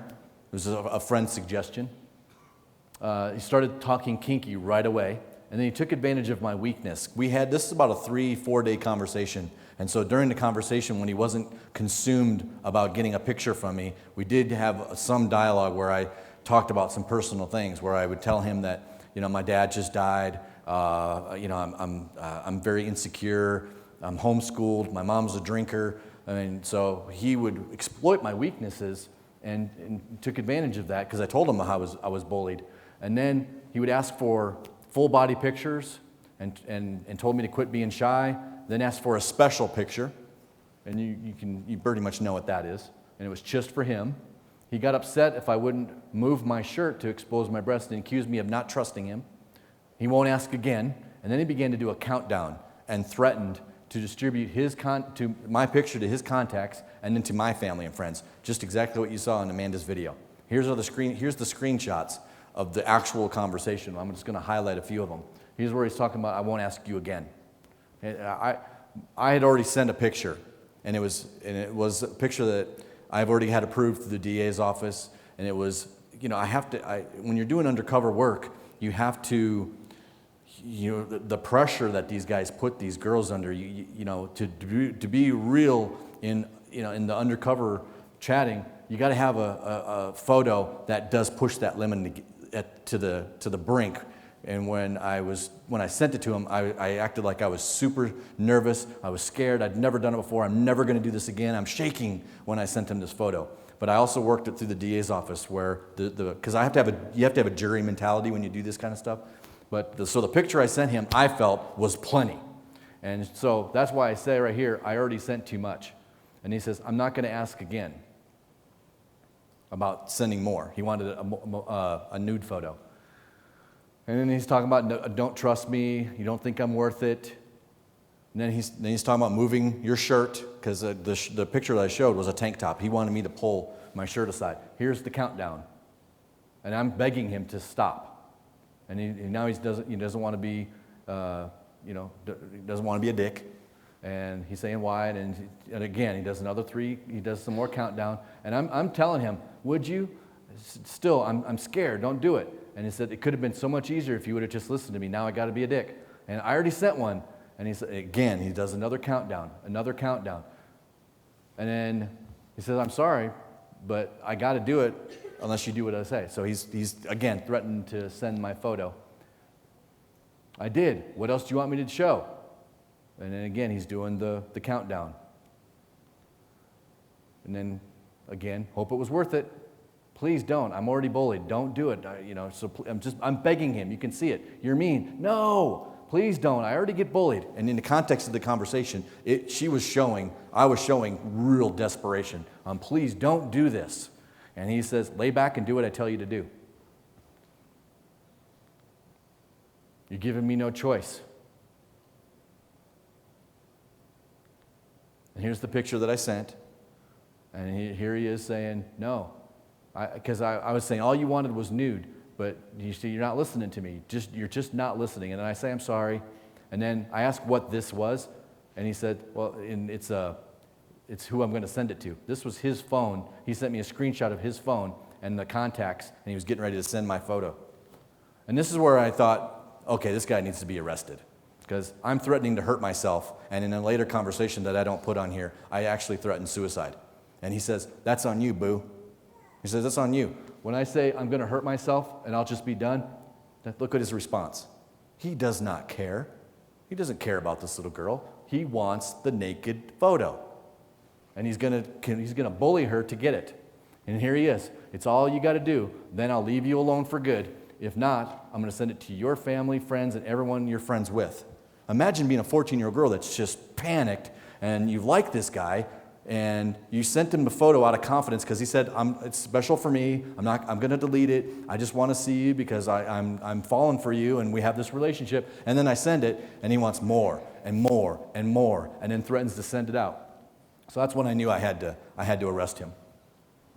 And here's some of the lies that offenders will tell you. This is good for you guys to hear this, because if you have a situation where this is happening, lies offender tell. If you do this for me, I'll leave you alone. No matter how far things go, the kids need to walk away, and you need to make sure that that's at your house. You've created that environment where they can walk away and get up and walk away and tell someone. Here's another lie. If you don't do more for me, I'm going to share the image. Although it does happen at times, offenders often don't share the images even when they're threatened to, because it leaves them open for potential somebody seeing that image and saying, whoa, you pushed the limit too far and get reported. So really it's a lot of false threats. They don't usually follow through, so that's really good for you. But there are those cases, obviously, that they do follow through. But it's usually a lie. The majority of them don't. And then in here he is blaming. They're blaming the child. It's not their fault. It's the ones that are asking them to do it. And then here's the local story for you guys that shows the reality that it can happen in your own backyard. And this is a quote from his mom. I think it's easy to think, oh, it's the kid who's doing good in school or not doing good in school, or he's being bullied, or he doesn't have friends. And I think it's almost the opposite, she said. It's easier to get to the kids who feel like they have so much to lose. He was a superstar. Grades were fantastic. He was getting ready to go on his mission. He had college scholarships, great in sports, but he made a stupid mistake and sent a nude photo to someone that extorted them and threatened to send it to his family, the church, and the pressure was too much, so he killed himself. So you got to have a challenging conversation with your kids. Is this something that you would do face-to-face? I mean, ask them. Suggest to youth that they ask themselves the following questions before sending or asking someone for a revealing photo. Is this something you would do face-to-face? Would I want someone to ask me for the same thing? And honestly, it could hinder college and job opportunities if these photos get out there. And also right here, look, sexting could land your teenager on the sex offender registry. So not only do you have the potential of being sextorted and being extorted for money and sex and all kinds of other stuff, but some DAs are just getting to the point where we got to do something. Now they're saying that there could be potential crime if you're sexting, because if you're underage and you take a naked photo, you're producing child pornography.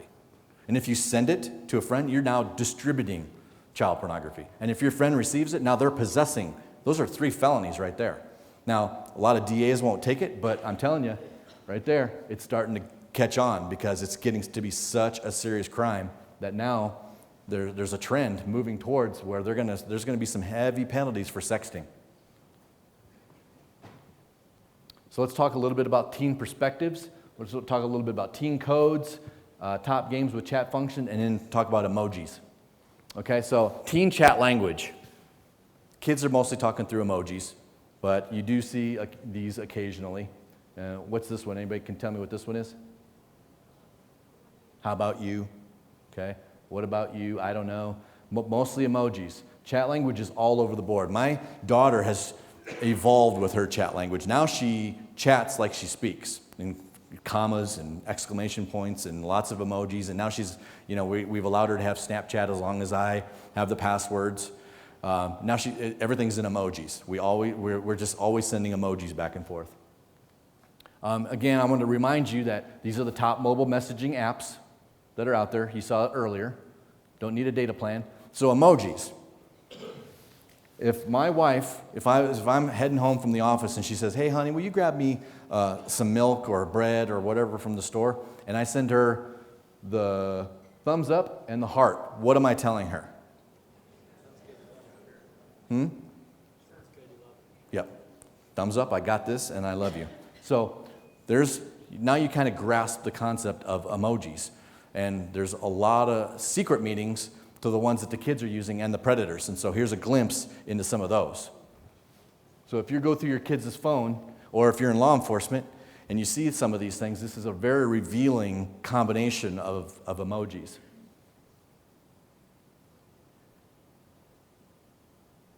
And the courts are starting to understand that it's complex as well, because they're showing up in cases. And courts aren't prepared. Like, who can tell me what this combination of emojis means? Okay, the pimp is telling his girl to get ready to go out and make money. That's what that is right there. And here's some more X-rated emojis.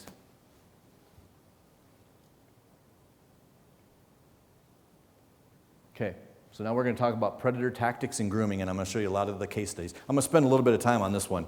We got about 20, 30 minutes. If I go a little bit long, is that okay? Are you guys okay with that? If I go just a little bit longer, I want to respect your time, but I want to make sure you get some good information. So if I don't think you're going to stick around, I'll probably rush too fast. But if you're okay if I go about 10 or 15 minutes over, I'll keep going. Are you good with that?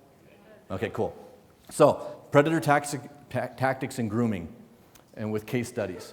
One thing that I want you to understand, please, one thing that you get from this is the grooming is a process. It's not an event. It's a process. It's a slow, manipulative, deceptive process to desensitize that child, to get that trust. And the next video that I show you is a very revealing video from another predator, and he talks about grooming and what he looked for. And so these are key indicators and key points for family members here and dads. I want dads to pay a really close attention to this video. How did you get them alone? Grooming. I would check out their family situation. I would check out their clothing to see how well they were, financially. I would check out their social interaction with other kids.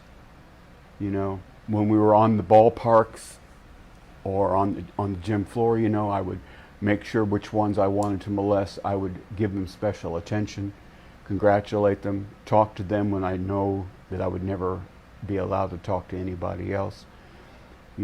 Aside from everybody, I would give them the attention that an official is not supposed to give anybody. And it made them feel like, wow, he's paying me attention. It is a direct form of grooming. Were there certain characteristics that you looked for in children before molesting them? In children, yes, but more I also looked at their families.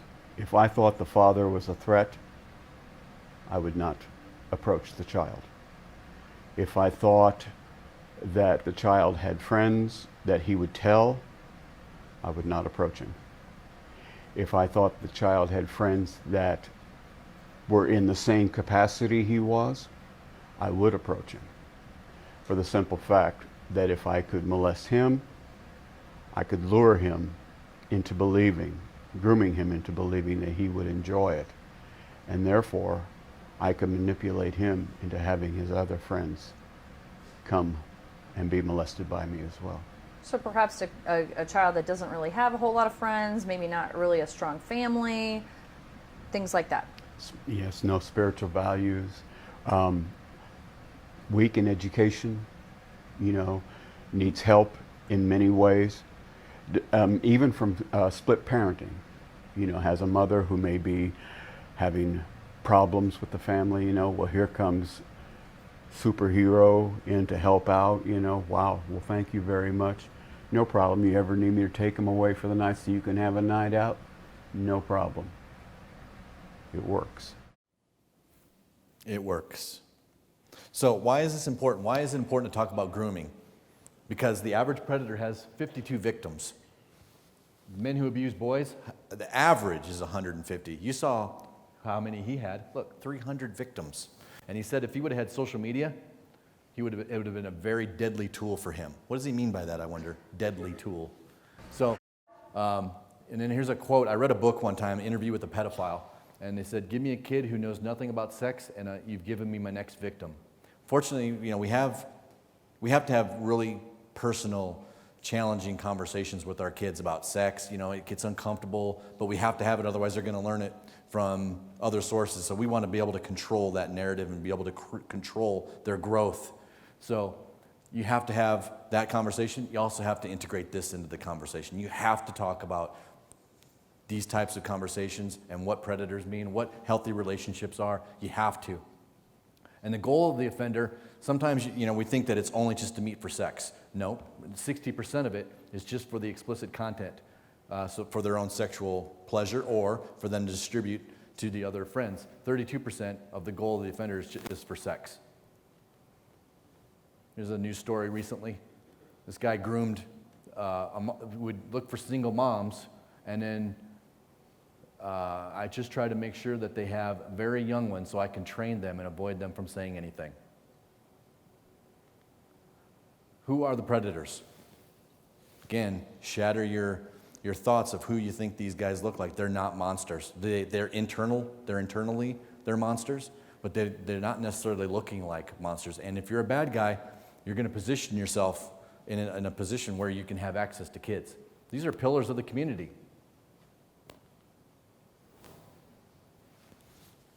Now I'm going to skip this video. So let's talk about grooming, what it is, the techniques, the process, and how to identify the methods. Again, process, not an event.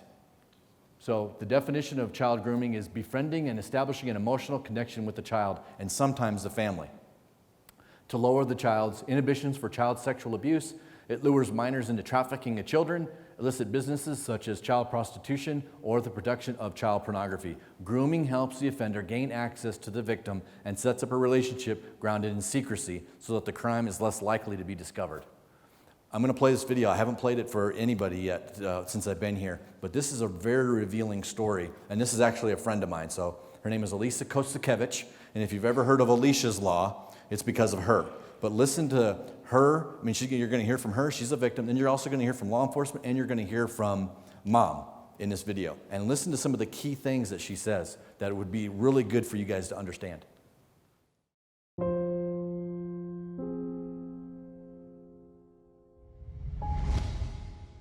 My name is Alicia Kozakevich, and when I was 13 years old, I was abducted by an internet predator. In 2002, I was totally clueless as to the dangers of the internet.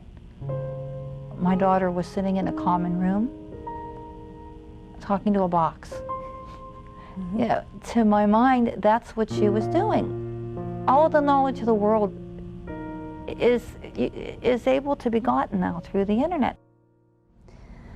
Alicia had been engaging in online discussions with Scott Tyree, who was then a 40-year-old computer programmer from Herndon, Virginia. He was interested in sadomasochistic activity. He wanted to be a master for teen slave girls. He was looking for a child to make his sex slave. And Alicia was just starting to use the computer at that time and starting to use the internet and to engage in discussions of a sexually curious nature. And she talked with him about some of these activities, which I'm convinced she had no idea what he was talking about. And then on New Year's Day of 2002, we were having a family dinner. And between dinner and dessert, as I was clearing the table, Alicia went up to her room. And we called her down for dessert, and she was gone. I trusted him wholeheartedly. He was a friend, no matter what. He was my best friend and confidant. Tell him anything. He had the answer for any question. I remember opening the door and feeling the wind bite my face and being at the top of the hill and hiding behind a tree. And when I said, you know what, why am I here? You know, my senses came back for a moment. Why am I here? And I went to turn around and he called my name. So when he brought Alicia to his home, he immediately abused her and then videotaped that abuse. And he broadcast this to his friends, to his network. And it was one of those individuals who saw this activity that reported it to law enforcement. Well, he held me captive by a chain to my neck and a locked collar for 4 days. And he had a dungeon in the basement. And I mean, let your worst nightmares come to your mind, and that's what happened. You know.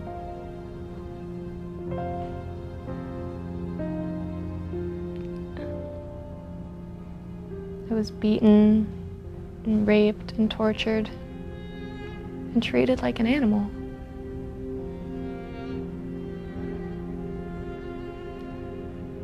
The rescue now. That morning, before he left for work, he said,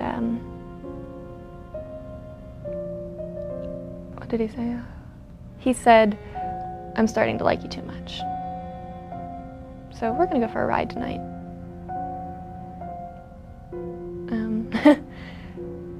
At which point I knew that it was do or die. At the time the FBI entered Tyree's residence, Alicia was chained to the floor in his bedroom. She had a locked collar around her neck, and she was wearing just her panties. And the FBI immediately gave her a jacket, and she was very frightened. They came in and busted down the door, and I was relieved, extremely relieved, once I saw those 3 letters, FBI, on the back of their jackets in bold yellow letters. I mean, that's not a feeling you can describe. It's being at the end of the rope, feeling like you're about to die, and then somebody saying, oh, no, you get a second chance at life, here you go. And I feel that I was rescued for a reason. And that reason is to save kids from the same thing happening to them, to show them that it can happen to them, that this is real, this isn't a horror story, a movie. This is real, these people exist. To me, she's a hero. I mean, she's just amazing. But even though this happened in 2002, the things that her parents or that her mom was saying about, hey, she was new to the internet. You know, I thought she was just talking to a box. You know, translate that into today's time, just talking to a device. Now, instead of a common area, it can be in the bathroom, it can be in the bedroom. Kids are live streaming, they're doing random chat apps. There's a plethora of apps. So you have to be that much more attentive to what's going on. So the process of grooming starts with trolling. The predator has to find the target. So they'll go on social media, they'll go on TikTok, they'll go on these live streaming apps, they'll go on Instagram, they'll go on Snapchat, and they will find their target or their targets. And most online predators have multiple pages, which we've seen several times in several videos where they're using Kik and Whisper and Facebook and Instagram and Snapchat. So with the internet and with social media, it's created a lot of efficiencies. They can groom multiple kids at one time. So once they find their target, they can initiate contact. And it's usually through a friend request or a private message, or even liking a photo or making a comment on a post. Just a subtle introduction somehow just to initiate that initial contact. And then they'll initiate the relationship, which the good ones are slow at first. They're the ones that are the most deceptive and manipulative. And then the grooming process begins, and that's when they start targeting the innocents. And then they isolate, and then the secrecy.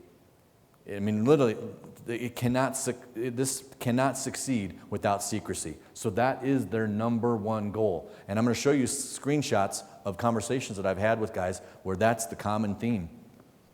So here's some of the things that I've actually heard and read and been a part of, and the predators have actually contacted me and said. And what I say, they're masters at deception and manipulation. It's emotional bondage. And here's some of the things that they'll say. I could get into so much trouble talking to you. They're full of compliments. You seem and act older. You can tell me anything. And then they'll slip in naughty things during the conversation when they're talking about interests. You know, they'll start off saying, you know, hey, I like listening to music. I like playing the guitar. And then there's some naughty things that I like to talk about. But, you know, you're too young, so I shouldn't probably talk about that right now. But that's part of that grooming process. They're turning up the heat. They're testing that boundary to see where they can go. And then I've even heard, I love you. I mean, we saw it today. I mean, the guy said, you're my girlfriend. I love you. I'm having feelings. I can't believe these feelings. Send me a picture.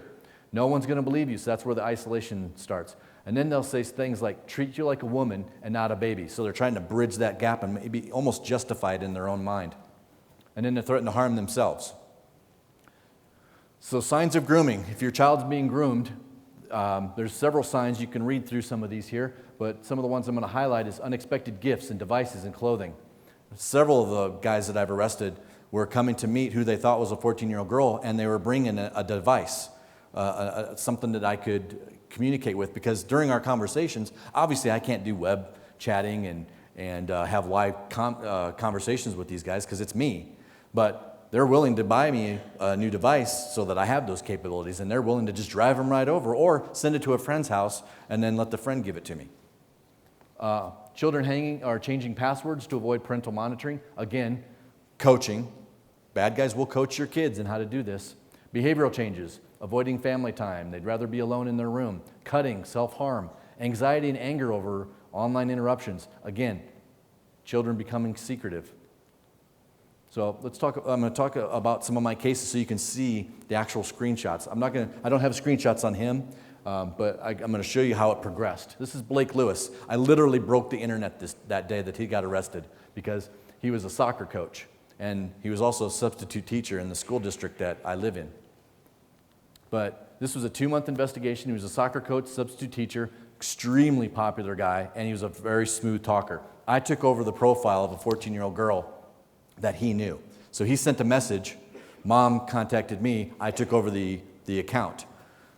And so here's how it started. It started off with innocent compliments on my appearance, constantly asking me to get an app that allowed secret communication. And I'm using his words in this, but it was Snapchat the whole time, always Snapchat. And I've said this before, that 2015 when I arrested him, Snapchat had a different reputation than it does now. They've cleaned up their reputation a little bit. But back then, in 2015, it was known for sexting. That's the only reason you pretty much got it. And so he was constantly asking me to get it. He would send pictures of himself in the bed, in the shower, without a shirt, so trying to desensitize. I mean, he would send me pictures of him laying in his bed with an empty pillow right here, saying that should be you, and then having no shirt on. And then he would dare me to take pictures of the same type without my shirt on or showing my stomach. So just trying to turn up the heat. He was a master manipulator, very good at grooming. He wanted me to sneak out. And then he started playing Truth or Dare. It was a trend for a while. I haven't seen Truth or Dare for a while, but back in 2015, 2016, when I really started getting into this, Truth or Dare was big, and it was a really good method for them to groom and desensitize, because they weren't asking what's the grossest thing you've ever eaten or what's the craziest thing you've done. It was, do you shave down there? What's the most you've ever done with a boy? Those are the kind of things that they were asking. At first, everything seemed innocent and joking, and then it began to get romantic. And then his question began to get very sexual and personal. He would exploit my weaknesses and need for attention.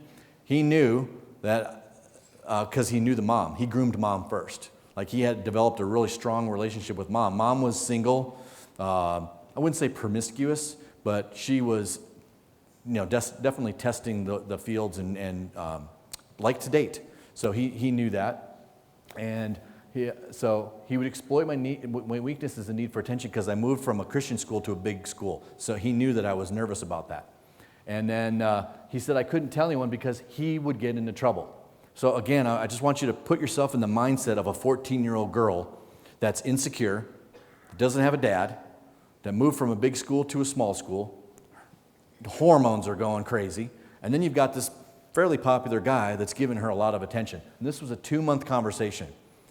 Now, do I want him to get into trouble? Speaking from the 14-year-old perspective, all these things are happening? Nope. That's how the secretive part of this really thrives. It's because now we're emotionally connected. He was romantic. I was romantic. So now his secret's safe with me because, I don't want him to get in trouble because I like the attention that I'm getting. But because at the very beginning of this whole conversation, and this should give you hope, empower your children. So when he sent that first message to her, she went to Mom. Mom came to me. I took over the account, and I got permission from my chief to take over the account, change the password so that I only knew it. And then 2 months later, I arrested him because he showed up. He said it was crazy how persistent he was with wanting to meet. And it started to get really dangerous because he was driving through the apartment all the time looking for me walking home from school. So I had to do something quick because I didn't want him to have an encounter with her. She didn't know what the conversation was how the conversation was evolving. So I had to make sure I had to do a sting really, really quick. So I had to make an excuse that said Mom's going on a date, and so she's going to be gone at this particular time. I think it was 7:30 at night. 7:30 on the dot, he showed up. But then he met me and 4 other guys with handcuffs and guns. So he definitely paid the price. Unfortunately, though, for the little girl, even though she wasn't the one that chatted with him, there was consequences because people kind of put 2 and 2 together because who Mom was and who he was, and just by process of elimination, a lot of the kids found out that it was her situation. So there was some bullying going on and some teasing going on. She developed an eating disorder, and she didn't even have the conversation with him. It was just what could have been. And then here's Michael Bell. Here's another guy that should make your skin crawl. When I was chatting with him, he had a 12, 13, and a 15-year-old daughter, and he was chatting with me. He would actually go FaceTime and show me video, he would just take pictures. He would be sitting down watching a movie, chatting with me on his device, and then take a picture on the couch with his girls as he's chatting with a 14-year-old girl, very sexually. So persistent communication. He would ask what I'd like to do with boys. He liked to give comfort. He's always talking about wanting to take care of me. Started with talking about going to lunch, and then wine at his house. Very persistent about going to his house. Almost every conversation, he was talking about getting off for lunch, where he worked, and was always wanting to pick me up. And bought me a present, bought me an outfit, but it required a kiss, for me to get it. He actually had me go on Amazon, pick out a really pretty red dress, and send him the link, and he would buy it for me. So that when I went over to his house, when we had the wine, I could put it on for him. He really enjoyed my company, and again, he said the same thing. I could get in a lot of trouble talking to you. They know. And so when I arrested him, here's some of the conversations, so you can see in real time. I want to take care of you. Feel the need to have a gift for you when we meet. I want to grab you from McDonald's and grab a bottle of wine on the way to my house. Wants to get seriously buzzed. But I could get into so much trouble, but hey, you know what? I want to get buzzed with you. It's going to be worth it. And then here he is at 11:30. Is 11:30 good? Let's meet at Walgreens. They have a sidewalk out inside, so you can hang out there for a while until I show up. 11:30, you'll be there and I'll be there. He showed up right at 11:30. And here I was again with my Glock and my 4 other bald guys that took him down. And so what's really interesting about him is that he did actually buy that red dress. So when I arrested him, I had to do a search warrant. I got a search warrant for his phone, got a search warrant for his house, and I found that pretty red dress in his closet next to toys, sex toys. So kind of like what Alicia said earlier, let your worst nightmares think about what he was planning on doing with that little girl. once he had wine in her and the pretty red dress. She was 14.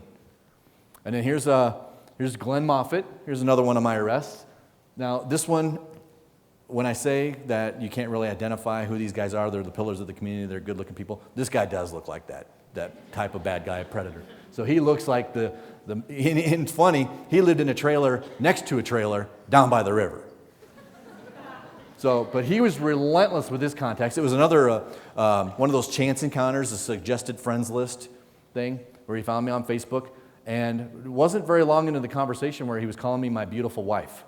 He made me make the decision on whether to send the inappropriate photos. And you guys saw that earlier today. They forced the child to make the decision on whether to send that naked photo. It's up to you. I'll do it if you want to. And so they forced that child to make the decision to send that picture because they're trying to justify it in their head, or they think it's going to play better in court if they get caught. Hey, she asked for it, So that's the manipulation that they put in there. He sent over 30 pictures of his eggplant to me. I should have gotten therapy after I got done talking to this guy. But here's the good part of it right there. 9 life sentences. In Oklahoma, 3 strikes, you're out. And I filed 12 charges on him, and I just needed the one because he had a past experience. So he is in jail for the rest of his life. And then here's Joe Guerrero again. He looks like what you would think a bad guy looked like. I met him on Whisper, went to Snapchat. He accidentally slipped and showed me his eggplant. He's like, oops, sorry. And he's talking about how big it was and how it slipped out of his shorts. But he was very persistent with his contacts and very persistent with his desire to meet. Now, when you look at him, he was a cook at a diner. And you look at him, you think he's, what harm could he do? But to be pretty frank, he was one of the most grossest individuals that I've ever had to deal with. Once I arrested him and I interviewed him, he actually told me that he had other victims. So I went through his phone, got a search warrant for his phone, looked at it, and I found a 13-year-old girl that he was communicating with. I brought her in, interviewed him, same method of operation that he used on me, the same cookie cutter. A lot of these guys are just very cookie cutter. They're very systematic. It's a numbers game. So if they throw enough bait out there, they're going to catch someone. So he caught me, fortunately, and a real 13-year-old. But the gross thing about this guy is he was also having a conversation with a dad in California. And they had been exchanging photos, but the photos that the dad was sending in California was of his 2 young girls, his young daughters. And they were talking about jointly having sex with them. And then also on his phone, when I downloaded it, he had multiple videos of child pornography. And it's too graphic. I don't even want to tell you what they were. But they were terrible. But I wrote a very descriptive, report. And so the DA read it. They accepted my charges. And that's another thing for law enforcement. You have to write, if for these types of cases, you better get as descriptive as you can when it comes to the way they're communicating and what you find on their phone. Most officers that I've had encounters with, when they write a supplemental for things that they find on the phone, most of them will just write, there was 8 child pornography videos on the phone. And that'll be their supplement because, they're busy. They got to do other things. I described in detail what was on that phone and what he was into. And so when he decided to do a blind plea in front of a judge, the state offered him 25 years. He said, no, I had him convinced he was a pretty nice guy. Because I have a tactic with these guys. I have my other officers are the bad guys, and then I come in being Mr. Super Nice Guy. Oh, let me take those cuffs off you. Come on in and get you a bottle of water. And I say that, man, you just got caught up in something. You just tell me what happened. Why are we here? And so I had him convinced that he was a fairly nice guy and just got caught up in something, made some stupid mistakes. So he just said, I'm not going to do the 25 years. I'm going to do a blind plea in front of the judge. The judge read my report and said, you're disgusting and you're vile. So you're going to jail for 145 years. And it's funny, I live right down the street from the public defender that defended him, and he grimaces at me every time I walk by. Here's some of his screenshots. Here's where the secrecy began. We're talking about, I'm in 9th grade. Nice, he says. My mom would flip out because he's talking about meeting. And he says, well, she doesn't have to know. There's the secrecy. And he's talking about wanting to cuddle. And then when he's really talking a lot up in these, you can't really see him, but about going out and having a movie and dinner. And I said, well, what are people going to say? Because I'm only 14. And you're obviously not anywhere near my age, but you want to have this romantic relationship. He says, well, I'll just pretend I'm your uncle. So, and here's Christopher Murray. I won't spend a lot of time on him. The thing that was really bad about him is that he offered to come to my house, into my apartment, and sneak in my window while my mom was sleeping. During the course of our conversation, I told him that my mom's a heavy drinker because she's trying to drown her sorrows from my dad dying. And so she sleeps really heavy and she snores. So eventually evolved into, hey, I'll just come over, sneak in your window and have sex with you. So he's very graphic, but he got 6 years, lifetime registered sex offender. I won't do that one. Here's an interesting one. You shouldn't really meet strange men on the internet. They could be rapists and killers, but I'm safe.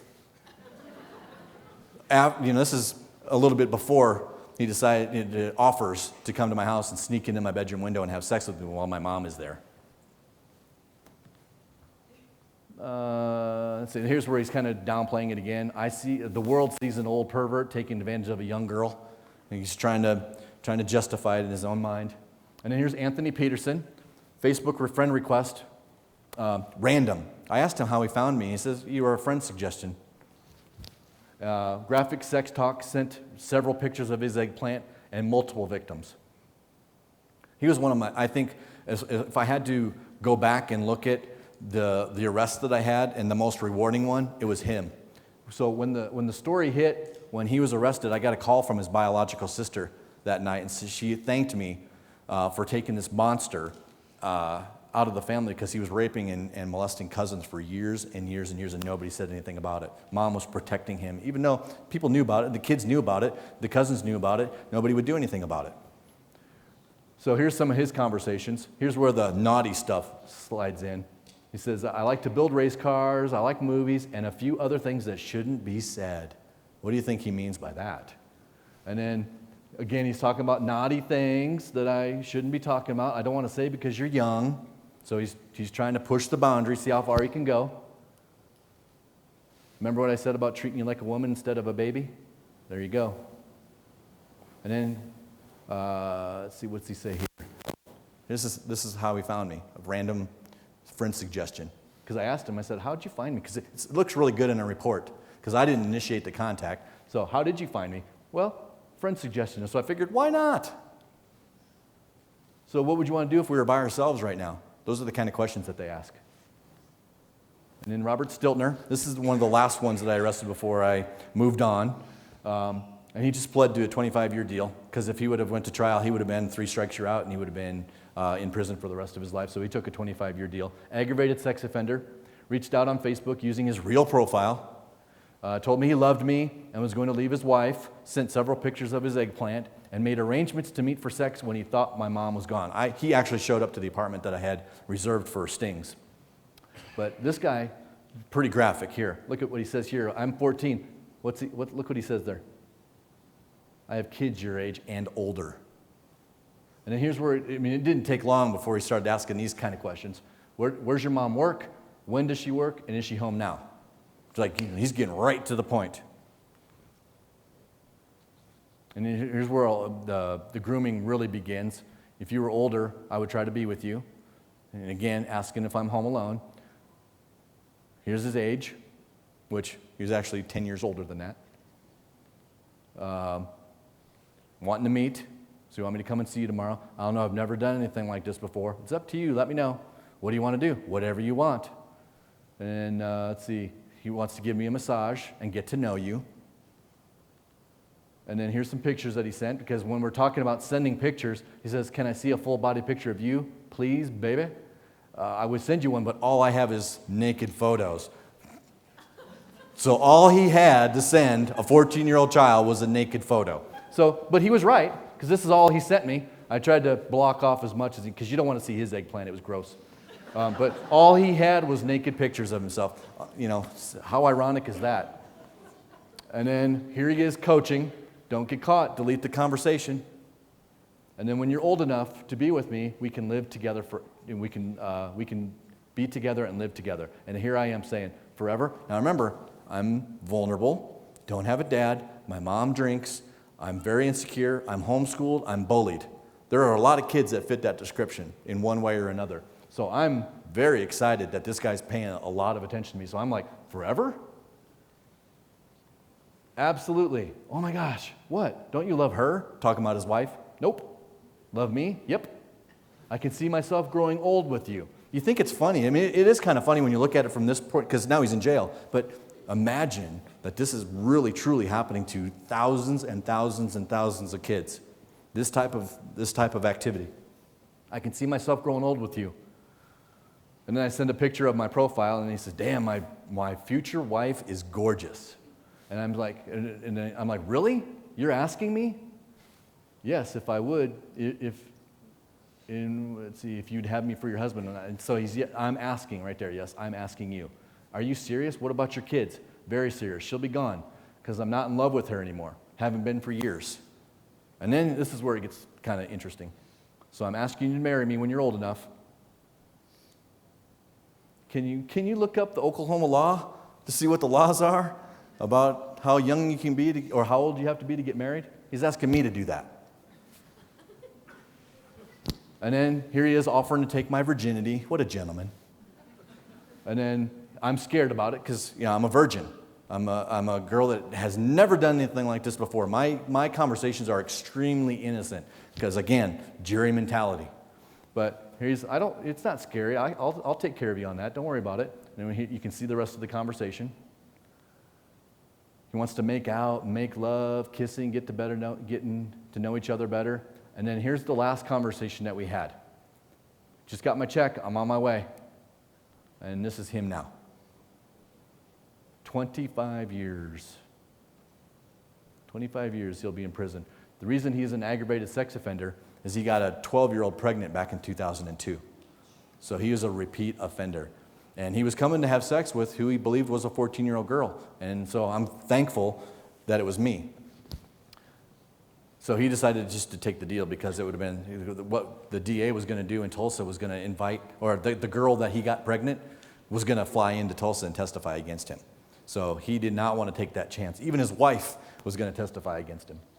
So who are the predators targeting? What to do if your kids are in trouble, and then some parental tips. I'll make this a little bit quicker. So we've already kind of talked about this. I've talked about the low self-esteem and the bullying and the insecure and the homeschooled and the single parent. So you can see that it's a common theme of what these guys are, but what they're looking for. But it can be anyone. And if I had to be completely honest with you, my daughter has been approached by a bad guy online. And I'm telling you, it's not a matter of if, it's a matter of when. So if your child is in trouble, if you suspect your child is being exploited online, don't delete anything. Call Logan Police immediately, okay? Don't notify the suspect that you're going to call police. Well, I've dealt with a lot of mama bears out there that say, this guy, they try to make these guys famous. So they'll grab the guy's Facebook page and they'll put it in the community Facebook page, and they'll alert all the parents in the community, all the parents in the area, that this guy just reached out to my daughter. Something needs to be done. So what does the guy do? Deletes his profile and moves on and starts another one. And don't think it can't happen to you. The National Center for Missing and Exploited Children received over 8 million tips in 2016. In 2017, 10.2. 2018, 18.2 million tips. That's 34 a second. Remember that graphic that I showed you about what happens in a minute on the internet? 2,040 tips per minute goes to the National Center. And what was the percentage of ones that don't even get reported? 75%. It's not a matter of if, it's a matter of when. So it's communicate, communicate, communicate. So let's talk about some of the good, because you guys have sat through almost 2.5 hours of this, but when I do the full workshop, I've done live demonstrations. There's more video. I've talked about, I've showed you live streaming videos. I've done the live demonstration where you can see the bad guys. So about this time in my presentation, there's usually a group of parents, or at least one or two, that are in the sprint position, headed for that door, that they're going to go and they're going to take that kid's cell phone or that mobile phone and flip it and give them a flip phone. So be cautious when you do that, because there are some good that happens on the internet. It strengthens their relationship. 52% kids in this survey said it helped their friendship. I mean, There's quite a few of you guys that are my age and maybe a little bit older. When I was growing up, if I wanted to talk to someone, I had to use the phone that was in the kitchen. And thank God my wife or my mom would get a long cord so I could stretch that thing all the way into a closet and have a personal conversation. That's how I talked with my friends.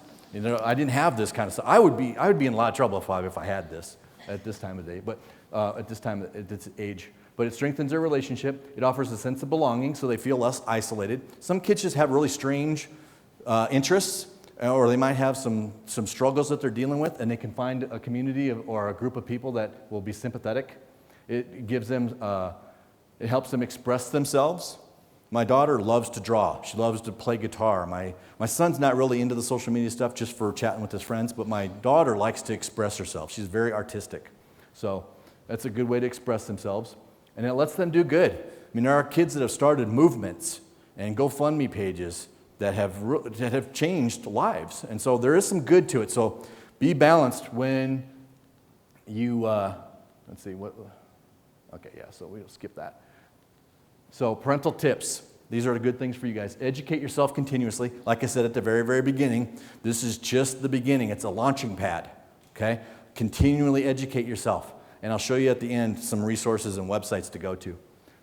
13 plus for social media.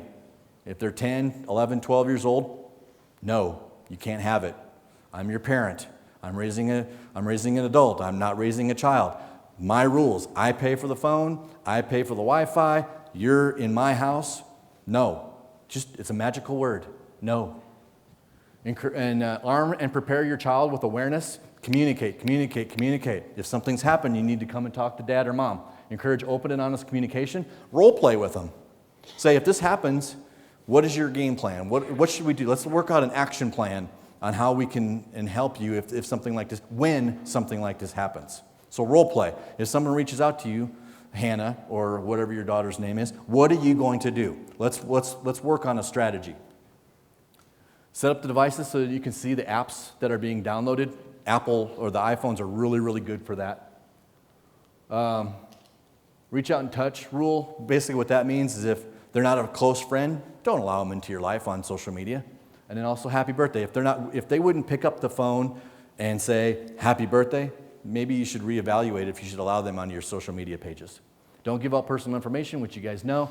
And then treat, and this is just a visual thing that you can talk to kids about. Treat the connection to the internet like a door to your bedroom and monitor the traffic accordingly. Do you really want these guys at your front door, in your living room, in your kids' bedroom, talking to your kids? Do you want that? Because that's what you're doing. That's what's going to happen if you hand these kids these worldwide devices, worldwide platforms that they can chat with anybody in the whole wide world, multiple people at the same time. Do you want those guys at your front door, in your bedroom? No. So, research the apps that your child are using. I mean, it's really easy to do. If you see an app that's new on your kids' phone, Google it. That's what I do. If I'm trying to figure out what's new on social media, if I see something that's coming out, like if I wonder if there's any crimes attached to a certain app, I will take that app, the name of it, I'll put it in Google and search it. It'll give me a description of what it is, but then hit the news button.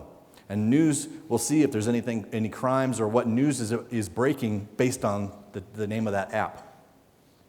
Don't try to make the offenders famous on social media. We talked about that. Know your child's level of tech savvy. I was blown away that my son will pick up the phone and go, and he can show me all kinds of stuff. I'm like, that's pretty cool. So play dumb. You can even play dumb with your kids. Show me some tricks of the trade on this. That's how he showed me the My Eyes Only on Snapchat. He says, you need to talk about that more. A lot of parents don't understand that because it won't show up on your phone until you save a video to put into that. So you wouldn't even know that feature existed if you had Snapchat and you didn't see it at the top of your menu list. So know your child's level of tech savviness. And here's just a kind of a personal thing. Limit your kids' screen time. You can see the headline on the bottom of the screen. This particular article from 2017 says nearly half of teens who spend at least 5 hours a day on electronic devices had either thought about it or attempted suicide. Yet, that figure was far lower among teens who only spend an hour a day glued to a screen. So it's, again, could be a life and death situation. Discussion starters when you go home. Has anyone ever tried talking to you online about inappropriate or sexual things? What did you do? You know, because sometimes depending on your age, it's going to be hard for you to go and try to adjust their social media skill or habits based on what you heard here today. You have to be balanced. But you can start the conversation by saying, hey, has anybody ever tried doing this to you before? And do you know how to report? Like, all these apps have ways to report. So know how Snapchat works. Know how to report inappropriate contacts within all these apps. Research Twitter. Research Facebook, Instagram, Snapchat. Research where do you need to go on this app if you need to report something. And then amnesty. Amnesty is just something that worked in our house. You know how you get that gut feeling as a parent that there's something just not right? So in my kids, sometimes we follow through at our house with the consequences. So I just knew that there was something off with my son one time. And I said, man, just tell me what's going on. And if you tell me right now, I'm going to give you amnesty. But if you lie about it and you don't tell me, then the consequences are going to be way worse. But I said, if you tell me right now what's going on, I won't give you any consequences. And he completely told me what I needed to know. I followed through, and the trust was built. And so now, I mean, there's been several times past that time that he's come to me and said, you know, this is what's going on. And my daughter did the same thing. If you create the environment in your house where it's trust, and you have the open communication, and and you're reminding them that you care. I mean, I was talking to my daughter before I came here about a conversation we've had 1,000 times about safety and being smart on social media. She rolled her eyes, but in the back of her head, I know that she knows that I love her, and I'm reminding her that by being Snoopy and by being proactive in her life. Here's some of the important sites that I go to, but if you want to just boil it all the way down, the Malouf Foundation website is fantastic they have this On Watch program. You can get really a lot of education on that. And then the Demand Project Facebook page. If you're on your device now, find the Demand Project on Facebook and like it. And I update 2 or 3 times a day on this kind of stuff. So you'll be able to get a good level, a good feed of new information on that app. But this is where I go to pretty much on a daily basis, all these sites.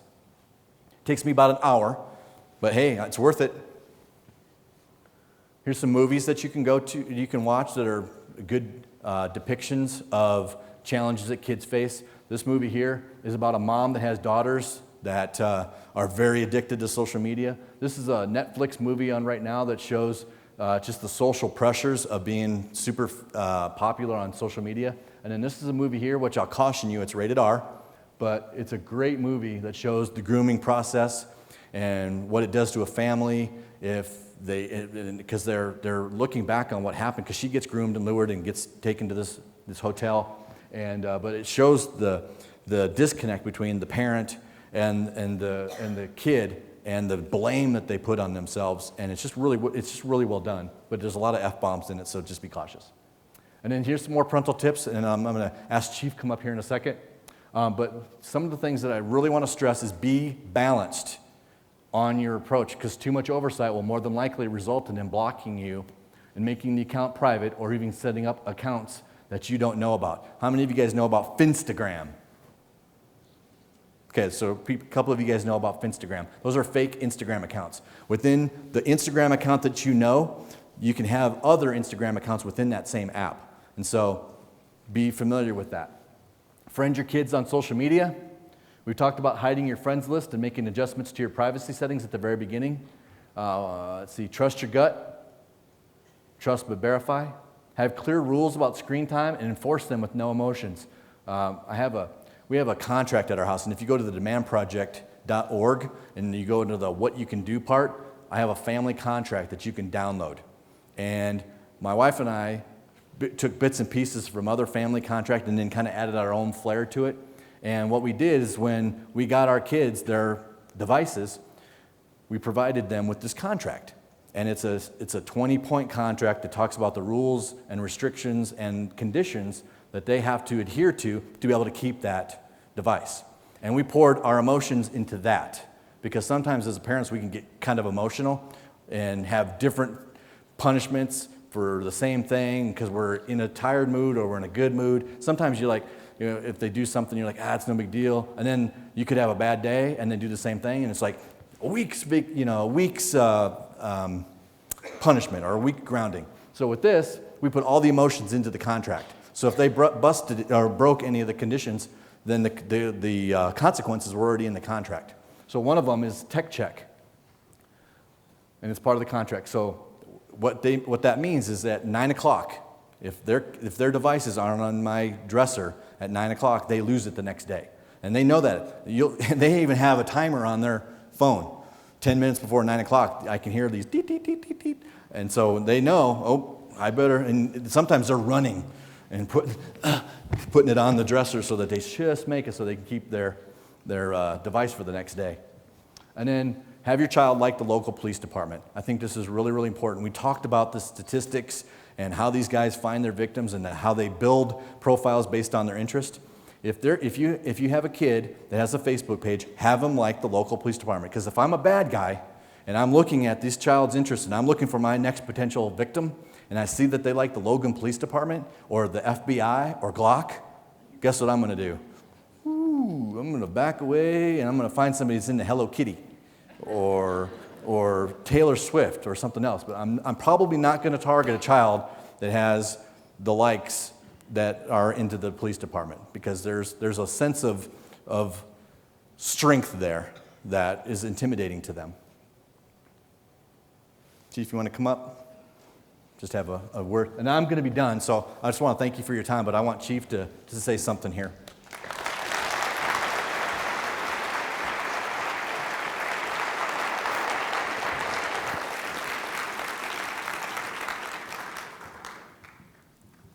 Let's give you this. Share microphones again. Yeah, no, I don't. Yeah, here you go. Okay.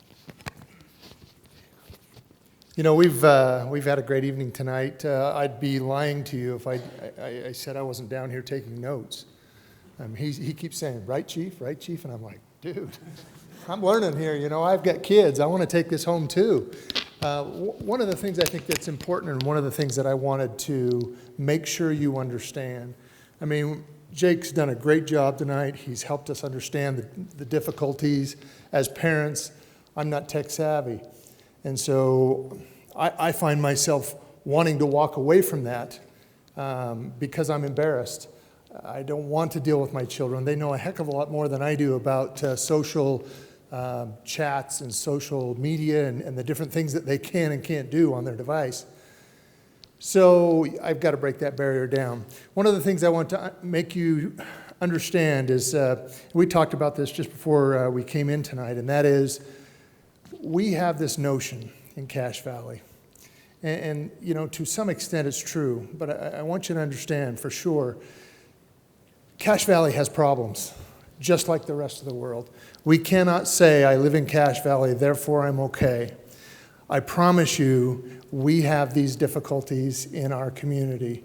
I mentioned just last week, or this week, we served 3 ICAC warrants in our community, ICAC, Internet Crimes Against Children warrants. This is the type of behavior that we're talking about here tonight. These kinds of issues, these grooming issues, these people that are reaching out, it's alive and well. A couple of things I made notes about, I just want to kind of make sure, traditional roles. When I was a young kid, there was traditional roles, right? Boys kind of led, and that was sort of how I grew up. Realistically, traditional roles are gone. There are male aggressors and there are female aggressors out there in our community. And those roles don't exist as much as perhaps they did back when I was a child. Another thing, geographical boundaries.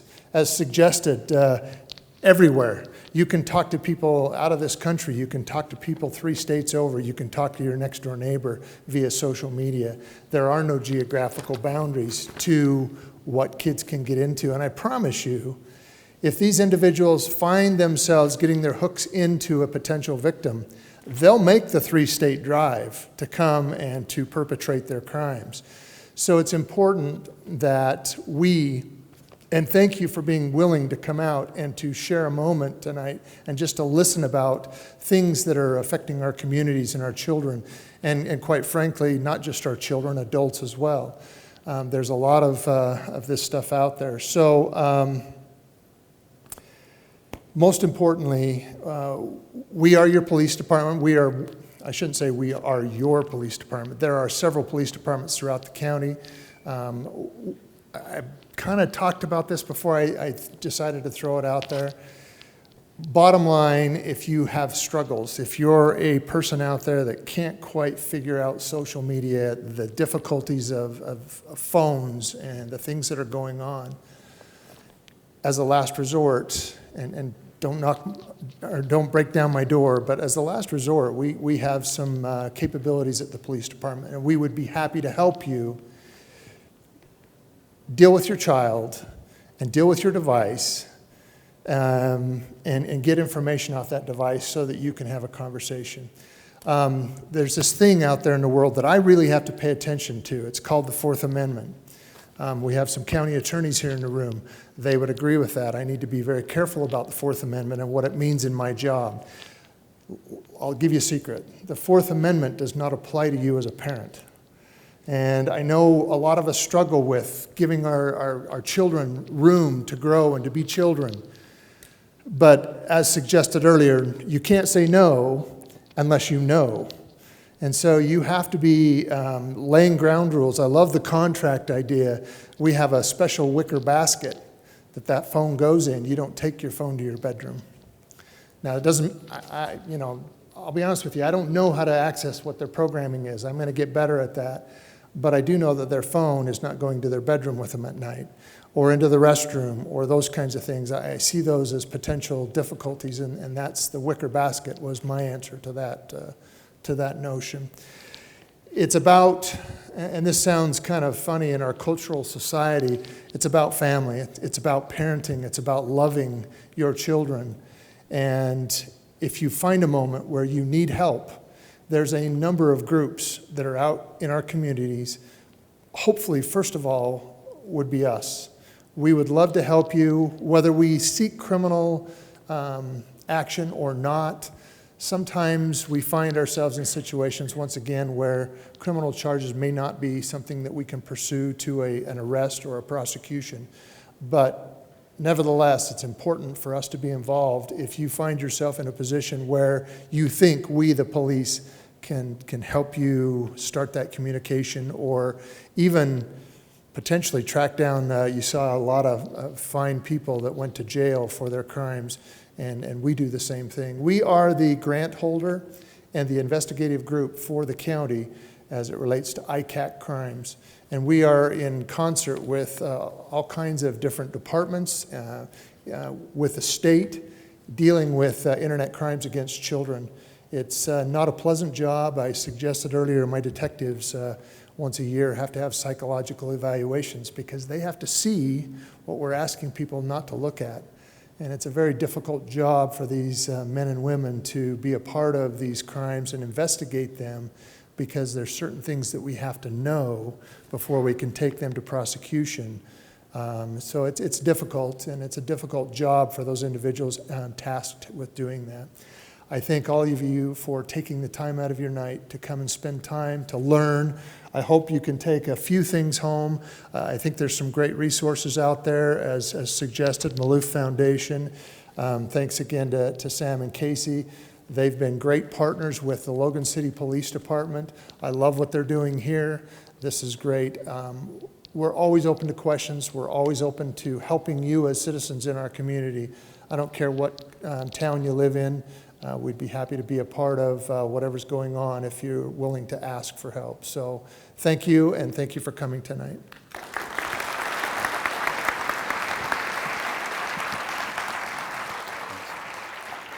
All right, just to close this up real quick, probably a lot of you don't know this, but Jason Weis, he just came out here. This is a volunteer and donation of his time. So we, once again, really appreciate you coming, Jason. So thanks again. And we've had a lot of members in the community help put this together and help publicize it. So thanks to all of those people, and especially to Logan High School for allowing us to do this here. Thank you. On your way out, There's people with shirts like this you can ask questions to. There's iPads where you can sign up to be on our emailer list. We'll actually make a lot of the content from this presentation available, as well as some video segments and some kind of a parental toolkit moving forward. So we invite you to do that. There's also a handout that you can take with you that can help you keep track of some of the future speaker series and what we'll be doing there. And then also, I think Jason will be available outside the door. So thank you again. Have a good night.